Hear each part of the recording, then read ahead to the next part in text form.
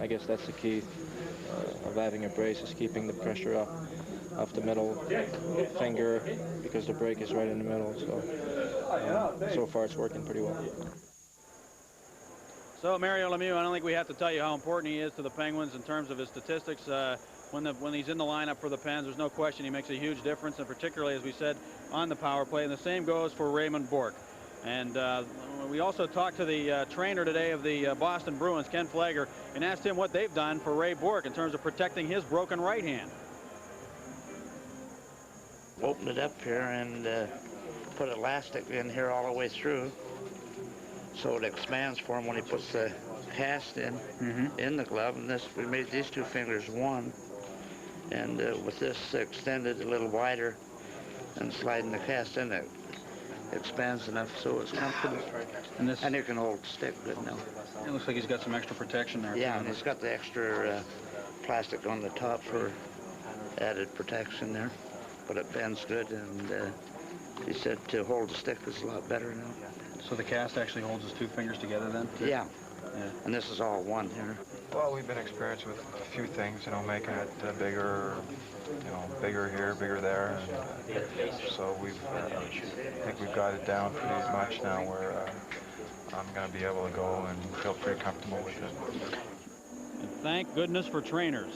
And I guarantee you Ray Bourque saying that. And there is his stats, 30 goals and 97 assists in 133 career playoff games. He's the man that makes it go for the Bruins, Mike. And both teams will get a psychological lift from having those players back in their lineups. I don't think there's any question about it. And we can look at the goaltending situation once again. Tom Barrasso will again start for the Penguins. There's some question whether or not he was injured in Game 1. He played periods 2 and 3 after being kind of short in getting up off the ice in the first period, but he played very well for the Penguins.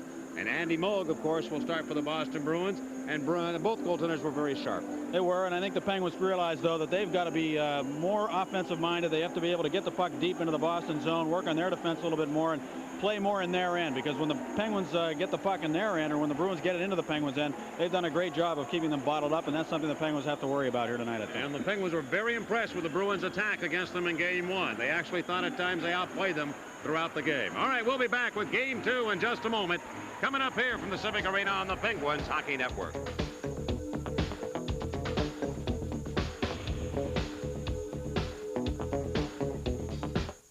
For Game 2 of the Wales Conference Championship Series, the Bruins lost for the first time in 6 playoff games on Sunday. They'll continue their aggressive forechecking style, hoping that their defense can get the puck dumped into the Penguins' end early so that their forwards can get in deep and really work on the Penguins' defense.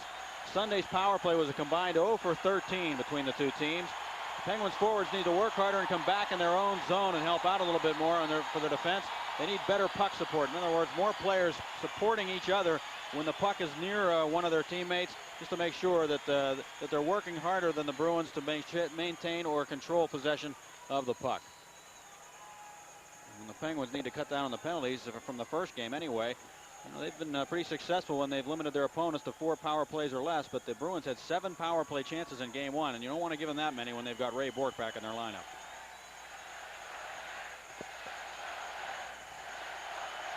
Well, this crowd is much more enthusiastic than even the start of Game 1 here at the Civic Arena this series, and a lot of it has to do with Mario Lemieux returning to the Penguin lineup. He drew a tremendous ovation here from this crowd as he hit the ice, not only in the warm-up, which was earlier, but the crowd that arrived here later. And David Dreyer now will sing the national anthem here from the city of Pittsburgh. Dreyer in the singing of our national anthem. Oh, say, can you see by the dawn's early light what so proudly we hailed at the twilight's last gleaming, whose broad stripes and bright stars through the perilous fight o'er the ramparts we watched were so gallantly streaming, and the rocket's red glare, the bombs bursting in air, gave proof through the night that our flag was still there. Oh, say does that star-spangled banner yet wave o'er the land of the free and the home of the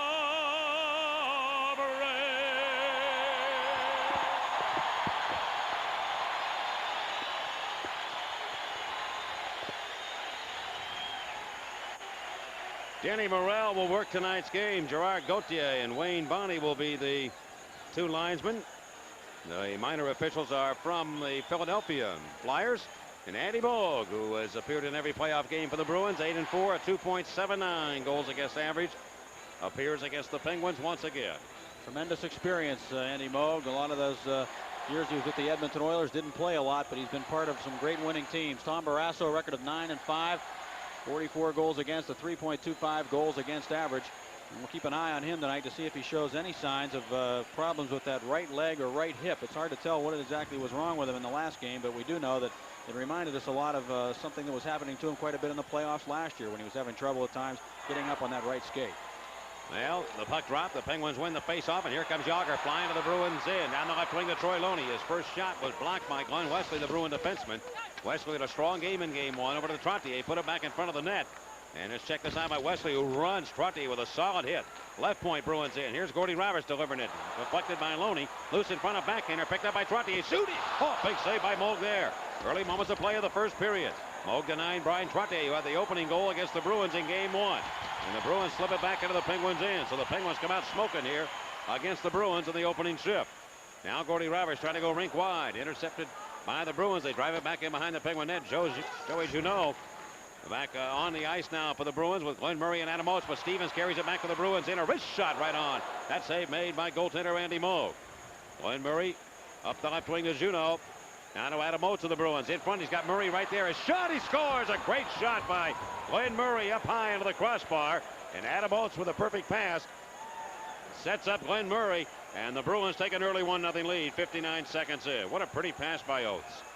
Adam Oates pulling up. The Penguins were hoping that the Bruin forwards would carry that puck a little bit more tonight, not the defense, because they did not want the defense dumping it in and the forwards getting good speed into the Penguin zone. But Glenn Murray was left all alone by Kevin Stevens. I don't know if he got on the ice late or what happened there, but Murray all by himself as he went to the net. And Oates found him there, laid it right over on his stick. He made a nice play to wait and then throw it right upstairs under the crossbar with Tom Barrasso going down. He anticipated that shot a little earlier, Barrasso did, but Murray had so much time he was able to hang on to it and pick his spot up underneath the crossbar.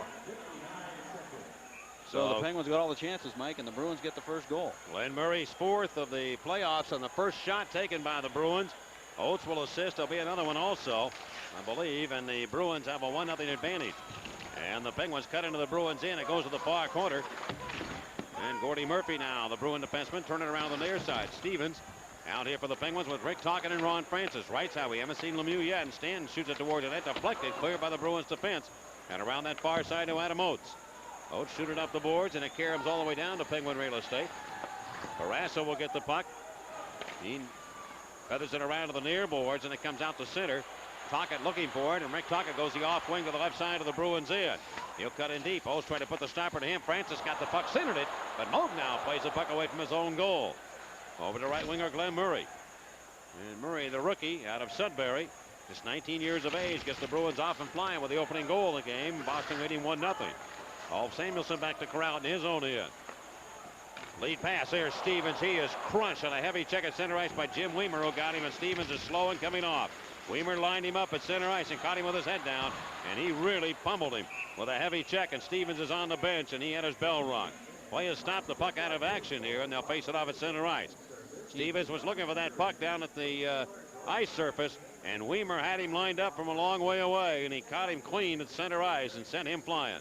That's just good scouting, I think, by the Boston Bruins, as we have a look on our TV side of the padding that Mario Lemieux is wearing. That can't be right, because that's the right hand. I don't know what that is. I'm sorry, but that's some, I don't know whose hand that was, but apparently it's the pad that they're putting on Mario Lemieux's hand. No indication as that shot was coming, so I'm really not sure exactly what it was. But anyway, what was I talking about? Well, here's the play back into the Penguin zone, and Jock Callender now turns it around the right side. Herdina will play the right wing. on this unit. Mike Needham with a scratch in front. Leach takes a quick shot at Barrasso, and that save is made. Jock Callender with Dave McKillop and Yuri Herdita. And the Bruins push it back inside the Penguin zone. Callender clears to McKillop, now to Jock Callender, and he drills it down the boards into the Bruins end. It comes around that far side and onto center ice. Callender gets the puck, and he shoots it a broken stick. Somebody's got either a piece of tape or part of a stick left at center. Nobody's dropped their stick as of yet, so it must be a piece of tape. And the Bruins again shoot it back in behind the Penguin goal. Shell Samuelson over to Roberts. Gordy Roberts to Shell Samuelson. Had trouble moving the puck up. The Bruins with good forechecking pressure. Jeff Lazaro put it behind the net to Peter Duras. Duras centers in front. Loose puck shot right through the goal mouth. Oh, the Bruins had a great chance by Ruzicka there. Now on to center, and the Bruins stop it again. Matt Hervey getting the puck to Raymond Bourque. Bourque gave it away to Shell Samuelson, and the Penguin defenseman winds that one down in the zone. Mario Lemieux has not played a regular shift as of yet, so it leads us to believe that Scotty Bowman's going to use him in power play situations, and maybe other instances depending on how the game is going. Murphy back into his own zone for the Penguins, being pressured. 3 Bruins converge on him, and he got it to Bourque. He just turns it back to center to Sean McEachran. Got away from Lazaro. Coming up the near side, here's Yager, belted by Raymond Bourque, and a penalty coming up against Bourque. He hit Yager from behind. It'll be a boarding call against Raymond Bourque. So the Bruins come out slamming some big checks against the Penguins' big guns. Bourque delivers one on Yager, but he's guilty of a penalty. We'll be back 1-0 Boston on the Penguins Hockey Network. Bourque will take a seat for boarding Jaromir Jagr at 3:39. Kevin Stevens, I was talking about scouting when I was interrupted by that picture of that pad. This is Bourque hitting Jagr from behind. That's a dangerous hit right there. But a lot of times the Penguins will lead Kevin Stevens through the center ice area, and he'll have his head down and come steaming up through center ice looking for that lead pass. And the Bruins did a good job of anticipating that and having Weimer ready for that. He just stepped right up and nailed Stevens, just the way Ulf Samuelsson used to nail Cam Neely last year when these two teams played in the playoffs. Yeah, here's Lemieux now back in behind the Bruin goal, going to Jagr, trying to turn it around. Jagr has scored 3 consecutive game-winning goals for the Penguins. On to the left point, Francis will hold it in. 1-0 Boston to Lemieux near corner. Centers it out for Stevens, intercepted by Dave Poulin. And they wind it around the boards, but not out. Murphy and Lemieux stops, going to Stevens. He tried to shoot it, deflected, picked up by Jagr. There was a case there in watching Lemieux, and what probably he would have pulled the trigger in most instances, but he did not shoot it. So he might be having trouble still shooting the puck. Murphy on the right side, going to Ronnie Francis. Francis settles in, going to Lemieux near boards for the Penguins. Mario Lemieux to Ron Francis. Quickly down to Jagr, back to Lemieux, left wing circle, Bruins in. In front now, loose puck shot by Stevens and wide of the net. Off the near boards, Lemieux to Ronnie Francis. Francis over to the near side of Lemieux. Good pass, right side, Murphy, wrist shot. Ping-ponged in and went wide. Jagr flying on the ice now to the right side of Murphy. Penguin power play impressive at the moment. In front, Jagr now to Stevens, and he couldn't get it to him. It went right by him. Lemieux has it 50 seconds to go. The Penguins completely dominated here. A shot by Lemieux. Comes off a leg, hit one of the Bruins. That hit Gordy Murphy, the Bruin defenseman, now behind the net. And play is called as the Bruins, Gordy Murphy, got hit with that shot by Mario Lemieux, and he is down and he is hurt. The fans upset with the fact that the referee, Dennis Morel, blew the whistle. That's Glenn Wesley. And that's a very important member of the Boston Bruins defensive unit. Glenn Wesley down on the ice. Lemieux shot the puck. It appeared to catch Wesley up high on the leg. From the knee area, did it not? Wesley was planted in trying to, I don't know now if it was a knee or not. But Wesley is down and he is hurt. The Bruin defenseman hit on that shot by Mario Lemieux. So Lemieux had enough on it here, even though it was a short type of slap shot. Hit him up high. Yeah. Appeared to hit him up on the chest area. Those defensemen wear pads that come down a little bit over the chest area, but they're not all that well protected, really, from the kind of shots that they take in this league. And it appeared as though Wesley did take the full brunt of that slap shot by Lemieux up high. Wesley bumping Lemieux earlier, knocking him into the boards, but Mario bouncing off that check. And, one thing the Bruins have done, they haven't laid back at all against the Penguin big guns. Jagr, Stevens, and now Lemieux have all taken pretty good rattles from the Bruins. Bourque called on a boarding call, but the other 2 checks were real clean, and that's part of the game. You play it that way, and you know you're in for a game. By the way, Glenn Murray scored, if he joined us late, for the Bruins, 59 seconds in, from Adam Oates to give Boston the lead 1-0, and that's where we stand right now. Mike, look to see if maybe this has something to do with his leg being buckled out by Jagr here. No, I see. The shot hit him right on the inside of the right knee. So you just can't tell sometimes with these slow-mo replays exactly where that puck's going. It appeared to go up higher on him from the other angle, but right there you can see it plainly that it went off the right knee, and there is no padding there, right above the shin pad, and that's got to hurt. Well, there are guys that have had broken kneecaps in this game. It is amazing more players aren't hurt on shots that are taken against them. You know, the wicked style the players have today, and they all can shoot it. That's the one thing we see. Every player that comes in this league now can really drive the puck. And I'm telling you, Wesley is hurting. All right, the Penguins still with 43 seconds left from the Bourque penalty. The Penguins have been tremendous so far in this power play, but they have not been able to beat Andy Moog. They don't have a shot, but they've moved the puck extremely well. Stevens, good sign for the Penguins. He's back on playing after taking a thundering check from Jim Weimer. He just came to the bench shaking his head as if, you know, how do I get myself in those situations? He was hung out to dry. It was a bit of a sucker pass, but again, a lot of it had to do with the fact that Weimer read the play beautifully and came up and nailed him just as he was getting the puck. This face off, the Bruins. Bob Sweeney called upon to handle it. And the Bruins work it up the near side. Can't get it out right now. They do as Adam Oates finally cranks it up the sideboards and back to the Penguin zone. Larry Murphy defensively for the Pens with Bob Sweeney stalking him. Murphy's pass to Ronnie Francis. This Bruin team has allowed only one power play goal in the last 26 chances against in the playoffs. The Montreal Canadiens had only one goal in 18 tries against them. Going back to the Buffalo series, they had 2 in games 7 that they did not allow. So they've gone 1 for 26, the opposition against the Bruins. Tocchet passing the puck to Ronnie Francis. Francis now to Tocchet near corner. 4 seconds left in the penalty to Mario Lemieux. Mario around the net. Here's Tocchet trying to put it on net. He came off Moog. Tocchet's pulled down, and Dave Reed goes down off his skates. He lost his stick. Blocked by the Bruins, but the Penguins get it again. Lemieux trying to push it over. He couldn't make a pass there. Trying to stick handle with that puck. Going behind the net to Stevens in front. Pushed it wide. Lemieux behind the goal. Sanders and Stevens whacking away at it. Andy Moog says, give me that puck. And he holds on. Andy Moog with a biscuit. He holds on with 14:05 left in the first period. Boston 1. Pittsburgh nothing on the Penguins Hockey Network. Ray Bourque, drafted by the Bruins back in 1979. The first pick for the Bruins, 8th overall. And he was part of the deal that Ron Graham, a goaltender, went to the Kings, and they got the choice back, and they selected Raymond Bourque, and I believe Bourque was the 4th defenseman taken that year in the draft. Over the right side, there's a shot, score! The Penguins have tied it on a deflection in front, I believe, by Troy Loney, and the Penguins make it 1-1.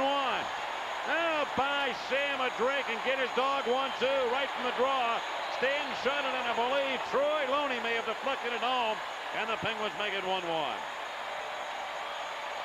Well, a clean face-off win for the Penguins because Trottier fought in there for that loose puck, and then Yager jumped on the loose puck in a hurry and moved it over to Paul Stanton, and Stanton with a wrist shot. Good shot down low where Stanton could do something with it. Or I'm sorry, Loney, and he got a stick on it and steered it right past Andy Moog. Good work by Trottier on the draw. He didn't give up on the play. Here the Penguins again. Trottier trying to move around. Yager's in front of the net. Loney too, and he can't pull the trigger. From behind the Boston goal, Ray Bourque winds it around but not out. Paul Stanton shot the puck. It goes to Yager. Yager wheels in behind the goal. Around Adam Oates. Centers it right in front. Loney was knocked down by Matt Hervey, the Bruin defenseman. He could not get to it. The Bruins spin it up to center, and it comes to Adam Oates. Oates moving to the Penguins end, right down the alley. Dropping up to Raymond Bourque, and he can't come up with it. Loney will get the goal, his 4th of the playoffs, a new personal high for him, as Loney gets a big tally for the Penguins to tie it. Loney lost it at center ice to Joey Junot, but Trottier takes the puck up the left wing and will come to Yager into the Bruins end. Yager moving down, right wing pass over to Trottier. Slap shot, save made, rebound Yager. Great save by Moog, and the rebound again. He stops it one more time. Oh, Andy Moog stopping everything and the kitchen sink as the Penguins buzz like bees around a hive. We're tied at 1, first period on the Penguins Hockey Network.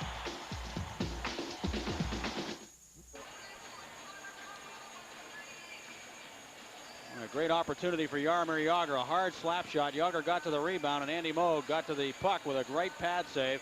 And then the rebound was cleared back in by Wesley, who's back on the ice now, as he helped out his goaltender and pushed it back in. Jagr closes his eyes in disbelief that he didn't score there. Give Joey Junot a great a mark there for getting back and just get a piece of that shot by Jaromir Jagr to really prevent it from going in the net.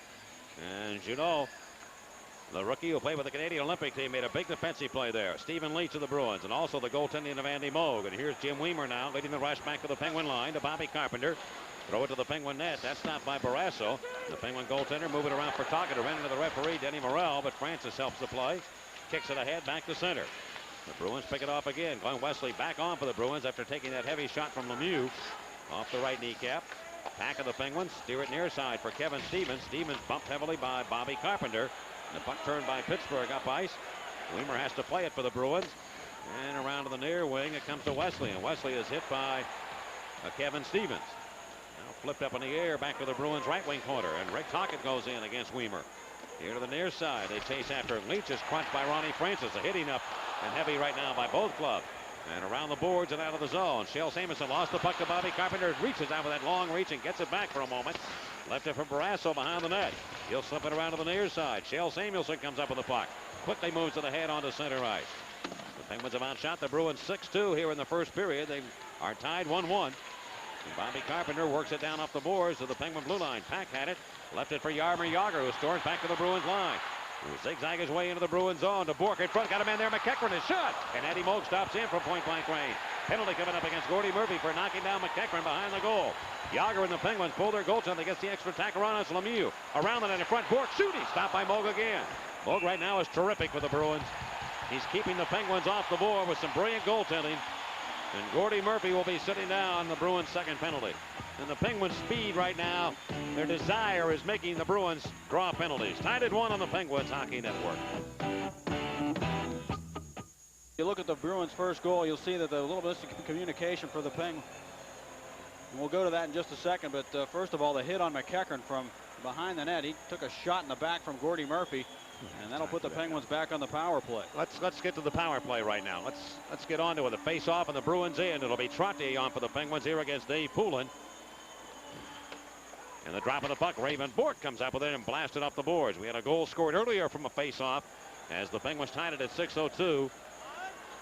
And it'll be controlled now by Larry Murphy.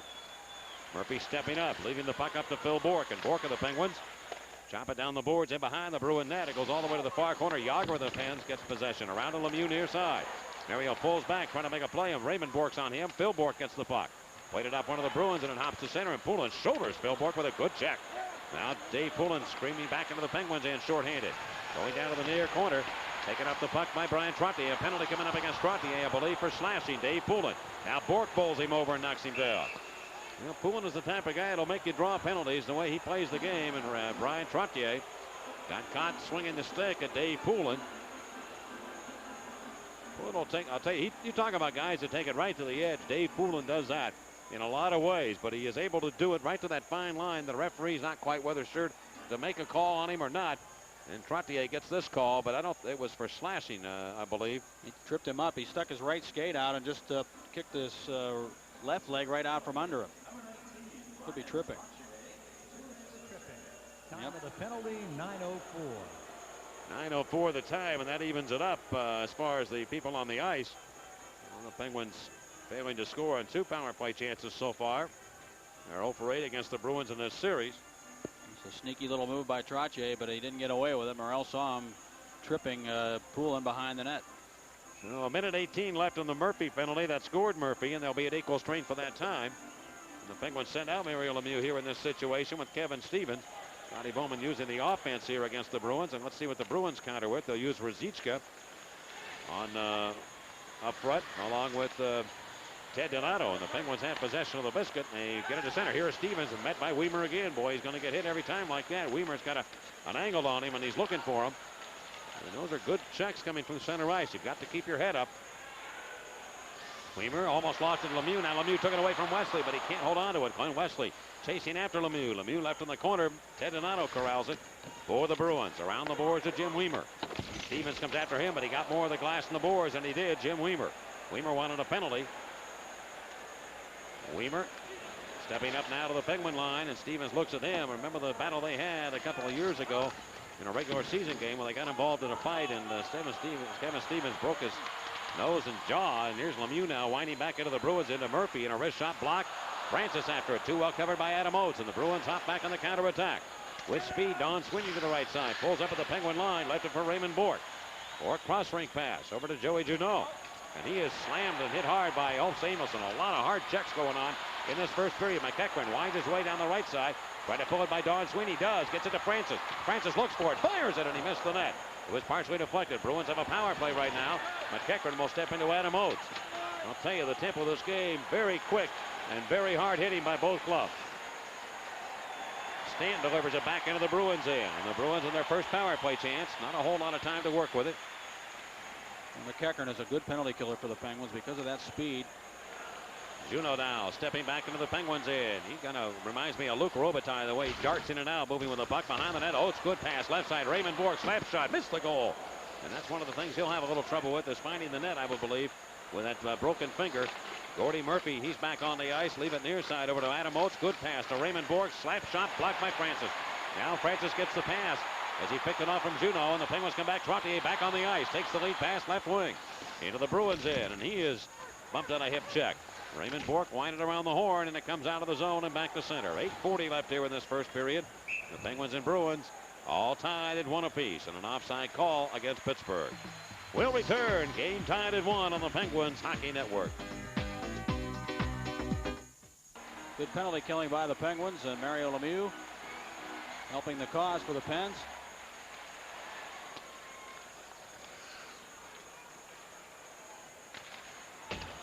And the puck is wristed into Penguin territory. We get an offside call against the Boston Bruins. I got to tell you, I mean, we should tell our viewers. I mean, in Pittsburgh, we're not the ones controlling the feed here tonight, and there are going to be some times when some shots come up we're just not anticipating it. You know, and it's just so you know, Hockey Night in Canada controls the feed, and every now and then we'll get a replay that seems to make no sense whatsoever to us. I'm sure they have a reason for showing it, but. And I think in that instance, we just saw Mario Lemieux stick handling the puck to see how he can move on the backhand and deliver it. But that'll be part of it, and we'll be able to get through that. And we've got a 1-1 tie here in this first period. 8:24 left. Shel Samuelson played it weakly off the boards. Remember, he's got that bad wrist too. It makes it tough for him to clear it up ahead. McKillop going for the puck into the Bruins end. Matt Hervey will knock him down. A penalty coming up against Matt Hervey, the Bruin rookie defenseman. And the Bruins will be shorthanded again. 8:14 left here in the first, tied at 1 on the Penguins Hockey Network. Okay, goes off for holding, so the Penguins are on a power play again. Dave McKillop, a 30-year-old rookie, just turned 30, in fact, yesterday. And he was held by Matt Hervey, so Morrell made the proper call. He kind of collared him up around the shoulders and the head. Made it difficult for him to keep skating. He's not the greatest skater in the world, and Hervey probably doesn't know that. He might have been better off just face off playing the body. Pens. Now it comes left side. Here's a shot by Lemieux right on, and that save made by Andy Moog, knocked away and picked up by Raymond Bourque. And around the boards it goes, and off the stick of Larry Murphy. Yager of the Penguins gets possession of it. He looks for Kevin Stevens, and now Yager, with that hair out of the back of the helmet, wind his way into the Bruins in around 3 men coming towards the net. Now Don Sweeney comes over and knocks him off his skates with a solid hit. And play has stopped. The Bruins actually not sure what happened. And Andy Moog get hurt, or did he come up with a puck? Well, referee Dennis Morrell over talking right now to Andy Moog. The puck is in behind the goal. Yager over trying to weave his way in. Well, the hockey world getting a real idea now of just how great Jaromir Jagr is, on that tremendous strength and great skating ability, the balance that he has. That time he was knocked off balance off the one skate by Don Sweeney, who stayed right rhythm as best as he could. I don't know if somebody mentioned that, Mike, on the news last night, but Jagr did 1,000 squats a day from the time he was 6 years old. His dad had him doing that, and that's why he's got that power train that he has, the strength in from his waist down and his legs, and it's unbelievable the power that he generates from the waist down, and that's why he is really so difficult to knock off the puck. Plus the fact he's got great skating ability, the way he can go on his edges and change direction in a flick of an eye. Penguins again on the power play. Francis trying to win the draw, goes to Yager. Yager cutting for the goal. His backhander, he missed the net. Stevens in for the Penguins. Can he come up with it? He can't. Played over to the far side, and right now Jaromir Jagr is playing like a man possessed, and he's only 20 years of age. He just wants that puck, wants it on every occasion, and he is just taking control of situations here for the Penguins in recent games. He not only does he scored 4 consecutive game winners, but he scored the game winner against Washington at Washington in Game 7, if you remember that. Now Lemieux in the right wing corner. Well, he's had some key goals. Left point, he gets it over to Francis. That was a good pass by Lemieux. Murphy over to Lemieux on the right side. They chase after him with Glenn Wesley doing the damage. Now Stevens gets the puck from Mario. Down deep to Yager off the corner boards. 1-1 the score. The Penguins on their third power play chance. Yager over to Francis near side. Has trouble holding the pass. Spinning around. Good play by Moog to get it over to the corner. Now Yager will chase after it. And Jaromir Jagr, the Penguins, put it in front. Here's Lemieux trying to put it pass right on the Stevens stick. Can't do it. Cleared away with the Bruins and off the stick of Ronnie Francis. Andy Moog very alert to move that stick in. Now here's Murphy again, racing back into the Bruins here. Stevens in front. He can't take the pass. He was knocked down by Sweeney. He just hammered it. There's another penalty coming up against the Bruins. Here's Francis left side. Penguins get an extra attacker on, have a 2-man advantage. The Bruins can't touch him. Mikhailuk with it. 20 seconds to go on the penalty. Tocchet in front. It comes off a body and all the way back to center. The Bruins chase after him. Lazaro will touch it. And that negates the play. 6:29 left in the first. Tied at 1. Don Sweeney will be sent off, and the Penguins' speed right now is causing a lot of problems for the Boston Bruins. We'll be back. Tied at 1 on the Penguins Hockey Network. Sweeney just hammered Kevin Stevens from behind as he was going to the net. Just nailed him after Murphy had tried to set him up with a pass cutting through the slot. So the Penguins will have a 2-man advantage for only 15 seconds in a face-off at center ice, so they won't have much time to really take advantage of that. And they'll put Raymond Bourque and Gordie Murphy back in defense, and they'll use Dave Poulin as the center iceman. The Penguins streak into the Bruins end. The right point, it goes to Larry Murphy. He'll shoot it to the far corner for Kevin Stevens. Near side, 15 seconds on a 2-man advantage for the Penguins. Game tied at 1. Tocchet with it, put it in front. Raymond Bourque makes a big play to clear it away.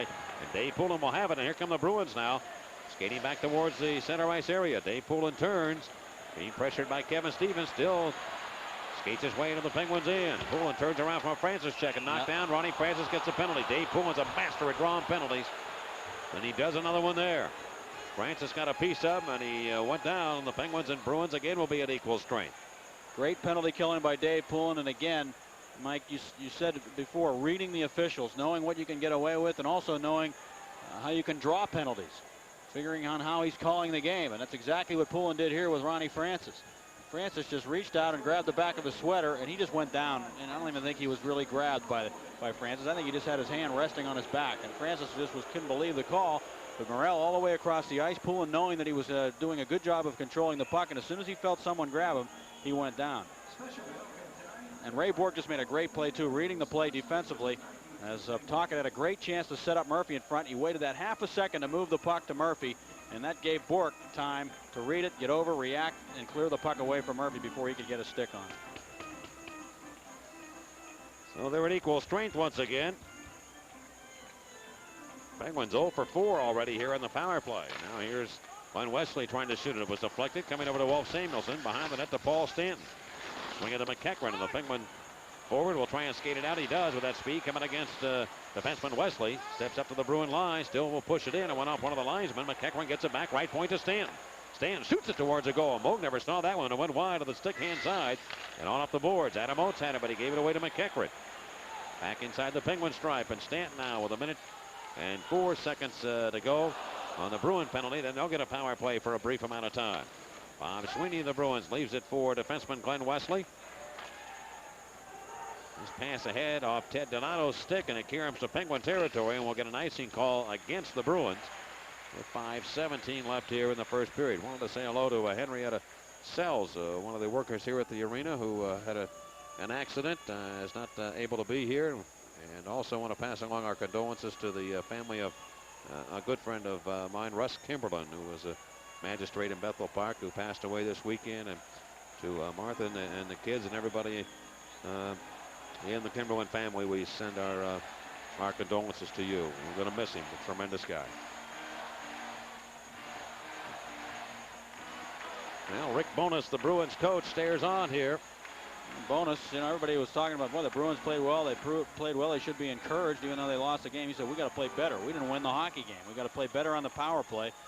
And they're going to have that opportunity in 48 seconds after Sweeney's penalty expires to give themselves the lead again. Tied 1-1 with the Penguins with 5:17 to go in the first.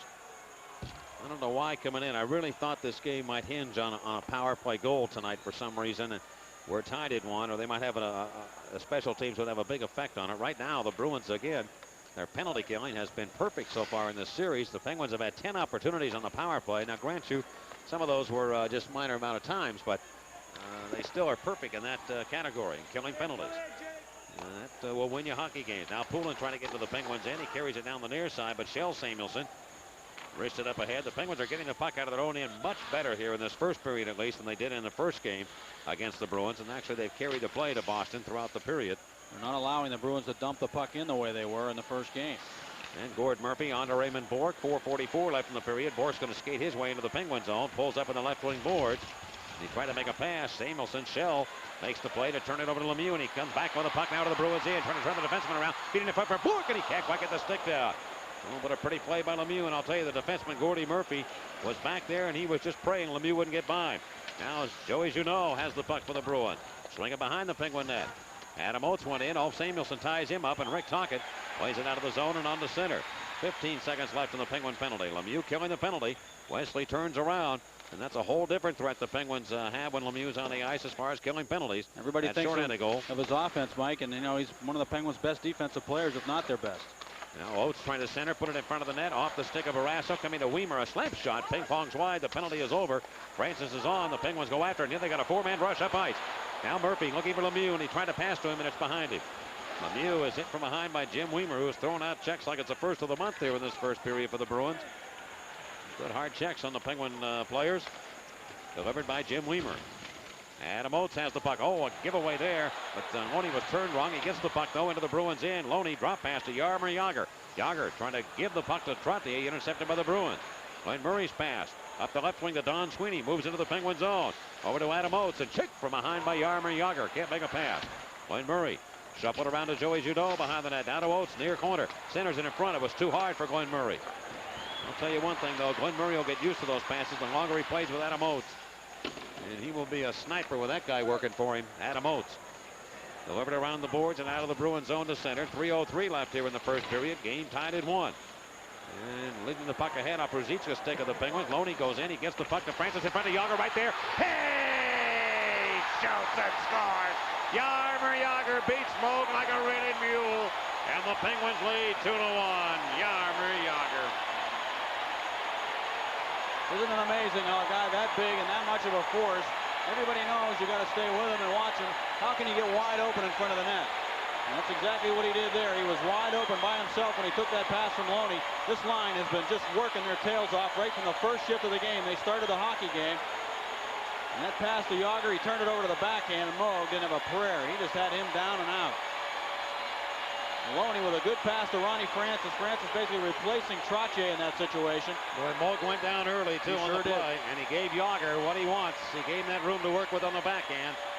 And he just took a guess right there that he would go immediately and didn't. And Jagr held it with the patience that he has and scores to make it 2-1. So the Penguins now have the lead 2-1 here in this first period. The Bruins right point, though. The Penguins just shoot it in front. Ruzicka can't put it by Barrasso as it hopped off his body. And Rosie Ruzicka trying to keep it alive. They can't do it. The Penguins throw it down the boards and up into Bruin territory. Gord Murphy of the Bruins wristed up and off the body of Rick Tocchet. Tocchet going to Kevin Stevens of Pittsburgh. Now to Francis, and went right by his stick, and Ruzicka goes on the counterattack for the Bruins. Has two wingers trailing him if he can see behind him, but the Penguins won't let him make the play as they poke check it away. Stevens right back into the Bruins end for the Penguins. Kevin Stevens trying to beat the defenseman Weimer. Sanderson went right by Francis. And the Bruins capture the puck, and Dave Reed sneaks it down the boards and back into Penguin real estate.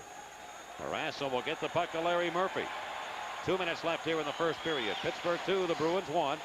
Phil Bourque of the Penguins trying to get around Weimer. Weimer reached out and poked it away behind the net. And Raymond Bourque backhands it up on the near side. On to center red. Lemieux on here for the Penguins with Sean McEachran and Phil Bourque. The Bruins spin it back into Penguin territory. Ulf Samuelsson, Ted Donato slows him down with a good check to cut him off on the angle, but the Penguins do get the puck. Can they clear it out? Came off the referee, Denny Morrell. Now Morrell had his skates knocked out from under him by Peter Duras. And one of the Penguins there also. Poulin and McEachran whack one another. Now Poulin steers it up left side. The Bruins come on, and Samuelsson crunching check in on the Bruins. Ted Donato. And Poulin back to take possession of it again. Jim Weimer, the Bruin defenseman, put it up in the air. Knocked down off a glove by Ulf Samuelsson on to Lemieux. The right wing to Sean McEachran with 1:14 to go. Francis and Loney on the assist for the Penguins at 17:07 on that goal. So Troy Loney has scored and assisted on both Penguin goals here in this first period. Is in a strong game. From behind the Pittsburgh net, Larry Murphy leading the puck to Loney, but he couldn't clear this time. Gordy Murphy near side to Joey Junot. Goes rink wide. Look out. Don Sweeney's there. Moves in. A slap shot deflected. Never got to the net. Gordy Robertson to take command of the puck. The Penguin defenseman looks for Mario Lemieux, and Lemieux pulls up, finding Loney, and on to Murphy now. Larry Murphy of the Penguins down the right side, trying to go back to Loney, and it went off behind him, and the Bruins have it. They can't clear it out. Loney's right there to take it again. Gave it away this time to Don Sweeney. A headman pass to Junot. In the Penguin ice to Adam Oates. Stopped on the play at the blue line by Gordy Roberts. 24 seconds left. Roberts lost a stick. The Penguins have it 2-on-1. Trottier and Jagr. Trottier trying to go to Jagr. and neatly deflected by Jim Leamer, the Bruin defenseman, who made a good play to stop that 2-on-1. Bruins force it up into Penguin ice. Stanton around the boards. Loney will take the final pass up ahead of Yager, coming to the Bruins line. Drop pass to Trottier. 4 seconds left. The Stan trying to turn and shoot it, and he tried a backhand attempt that'll be blocked, and the period ends. We've played one here at the Civic Arena. A hard-fought first period of action. The Penguins and the Bruins. And at the end of 20 minutes, the score, the Penguins 2, the Bruins 1 on the Penguins Hockey Network. Well, the Bruins jumped on the Penguins with that first goal, and it was really kind of a miscommunication by the Penguins that led to it 59 seconds in. You see Kevin Stevens on the right side, and he's on the off wing, basically, as he heads into the Boston zone. If we roll it ahead, you'll notice that he takes the shot. Now he's behind the play. And the Bruins start out of their own zone. Stop it right there, and you'll see that Jaromir Jagr has Glenn Murray right here. But Jaromir Jagr is going to go to the bench. And when he does that, Rick Tocchet steps on. Murray's all by himself. Now stop it right there. You'll notice that Ulf Samuelsson had moved way over to the left side of the ice when the Penguins already had a defenseman, Larry Murphy. He's behind the edge of the screen there, but Murphy's over there. So now you've got both defensemen on one side, Murray all by himself, and he scores the goal. And basically what happened there was Rick Tocchet jumped on in place of Jaromir Jagr, and Tocchet gets a minus, and he didn't do anything wrong except replace a guy who probably should have stayed on the ice and stayed with his check coming back. And we'll be back with the Penguins bouncing back with a couple of goals to take the lead 2-1 after one period of play in Game 2 of the Wales Conference Championship Series on the Penguins Hockey Network. Well, on the Penguins' second goal, the puck went into the Boston end. Troy Loney chased it down. Jaromir Jagr goes in. Stop it right there if you can. You can see that Jagr is behind the defenseman Don Sweeney. He never looked at Jaromir Jagr the entire way in. This is the other defenseman, Gord Murphy, in the corner with his man. Jagr's all by himself. Sweeney went the wrong way, and Jagr scores the goal on the pass from Ronnie Francis. He went to Ron Francis, Sweeney did, but he should have been watching Jaromir Jagr. He never looked at him all the way back into the Penguins Bruins zone, and Jagr was all by himself to score the goal on Andy Moog. And we were just demonstrating on our telestrator here something new and trying to get used to working with it, but hopefully you're enjoying the opportunity to see how plays develop and how goals are scored. Usually it's breakdowns, mistakes are what lead to big plays, and then of course you have to have guys who can finish them. Chicago beat Edmonton last night 4-2. Michel Goulet scored the game winner, and they badly outshot the Oilers in that game. It took a long time for them to finally score the goals and beat Billy Ranford, but they were able to do it to take a 2-0 lead in that series. And right now the Penguins with a 1-game lead in this series, the Wales Conference Final. And in Game 2 they lead it 2-1 after one on the Penguins Hockey Network.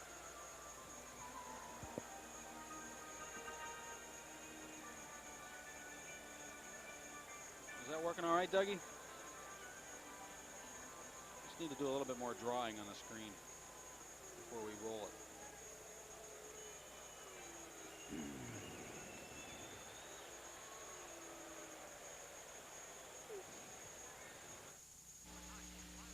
Penguin Hockey is brought to you by Sears Brand Central, the brands you want at the store you trust. Sears Brand Central. By Acura and the Western Pennsylvania Acura dealer. If you drive an Acura, you'll buy an Acura. And by Mellon Bank, this game is brought to you by the people at Mellon Bank. You're why we do our very best.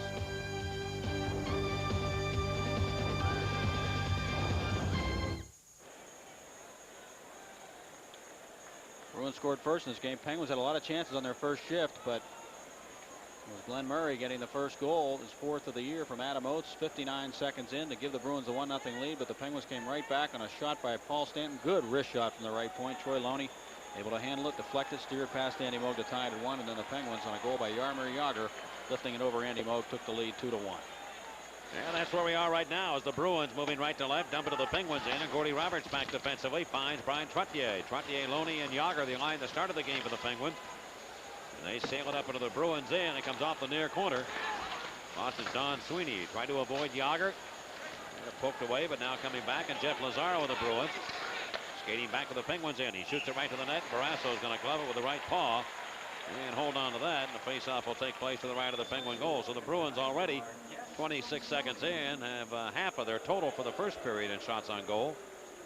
Well, they had only 2 against the Penguins, but one of those, the first shot they had, was a goal by Glenn Murray. So an easy night for Barrasso so far after facing 41 shots in Game 1. He was very busy. And he'll take the rest in that first period, facing only 2 shots. And ironically, the first shot of the game went in on him. This Boston Bruin team, the team the Penguins played for the Wales Conference title last year, there are 15 players that played against the Penguins last year. Remember, that roster are not with this club anymore, and they have 13 new players. The Bruins do. Now, they have revamped an awful lot of their lineup. And they beat Buffalo and then Montreal in 4 straight. Penguins, meanwhile, getting by Washington 4-3, and then beating the Rangers 4-2.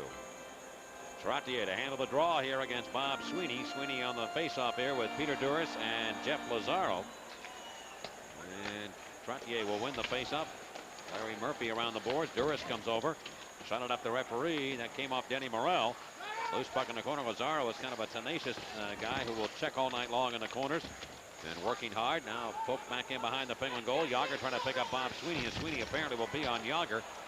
Out here checking him right now. Left point. Lazaro shoots it. Deflected, and it just went wide of the Penguin net.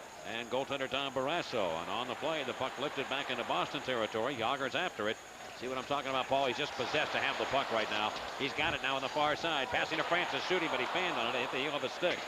The Armor just wants that puck no matter what. And you can see it in his play. And the Bruins steer it up ice.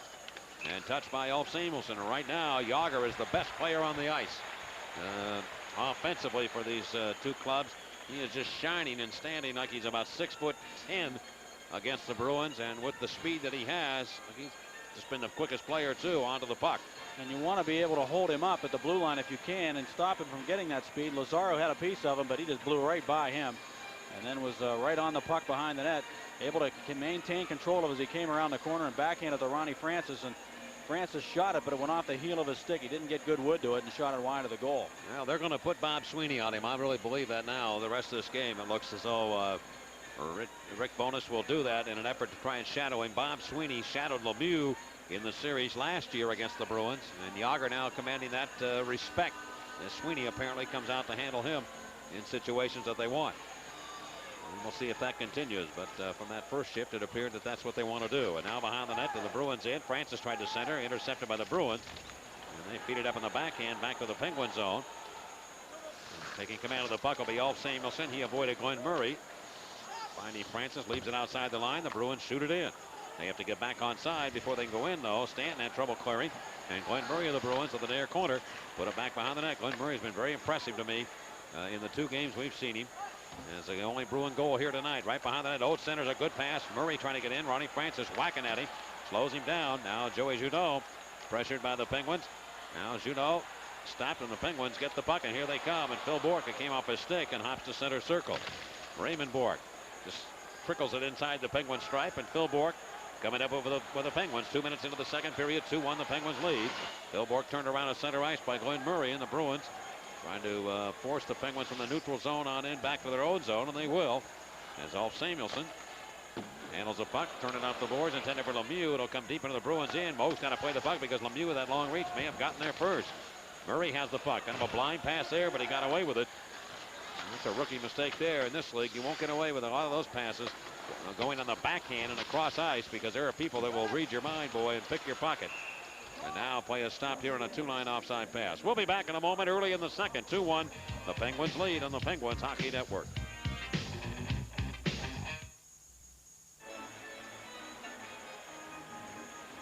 Well, Mario Lemieux paid Jaromir Jagr the ultimate compliment. He said that in a couple of years he felt that he could become the best player in the world. There was even a time when they argued about Brian Trottier being better than Wayne Gretzky back in the early 80s. And then, of course, the only 2 players you ever talked about when you talked about the 2 best players in the world were Gretzky and Lemieux. But now Lemieux has added another name to the mix, and that's Jaromir Jagr as his teammate.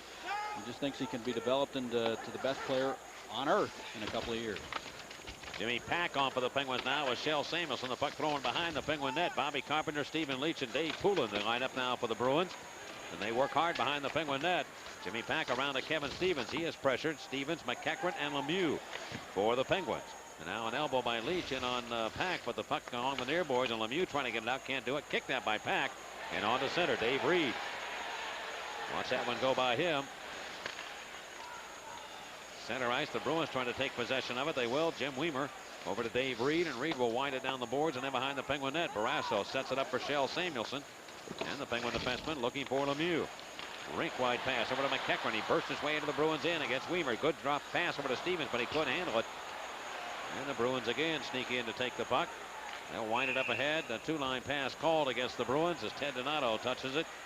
And they'll call it back inside the Bruin line. One of the key things the Penguins have when Lemieux can play as much as he's starting to right now is that Mario, when the Bruins converge and they put the pressure on the Penguins, if they get trapped at all, Lemieux can make those great long passes out of nowhere. And I mean cross rink. To me, he's the greatest passer in the game. And he can find a guy out of nowhere if it's good hand or bad hand, and he can make a pass from 70 feet right on the stick on a guy in full stride. He did that with McEachran. And you watch him there, Mike, on our replay. You could see him flexing that hand constantly, that left hand on the stick. Ruzicka to read, though, and he puts it back to the Penguin net. That's not by Barrasso off the left side. Don Sweeney will slam it wide. On the right wing, the Bruins trailing 2-1. Penguins lead the series 1-0. Boston trying to get back and tie this series and then go home for a pair. Ted Donato of the Bruins has the puck. Throw it around to Dave Reed. And off Donato's stick is attempted pass. Herdina putting pressure on. Gordy Roberts can't clear it. Reed around the net. Comes in. Center in front. A shot by the Bruins, and that one wide. Ruzicka couldn't find the cage. Herdina of the Penguin. On the play to Mikhailuk. Dave Mikhailuk now cutting to the Bruins zone. In front's got the puck on the calendar. A backhander. A good save made by Andy Morgan. Murphy's in deep, but he can't find the rebound. The Bruins got confused there, and the Penguins almost scored again. It hops back into Penguin territory. Both Mikhailuk and Callender were alone in front of goaltender Andy Moog.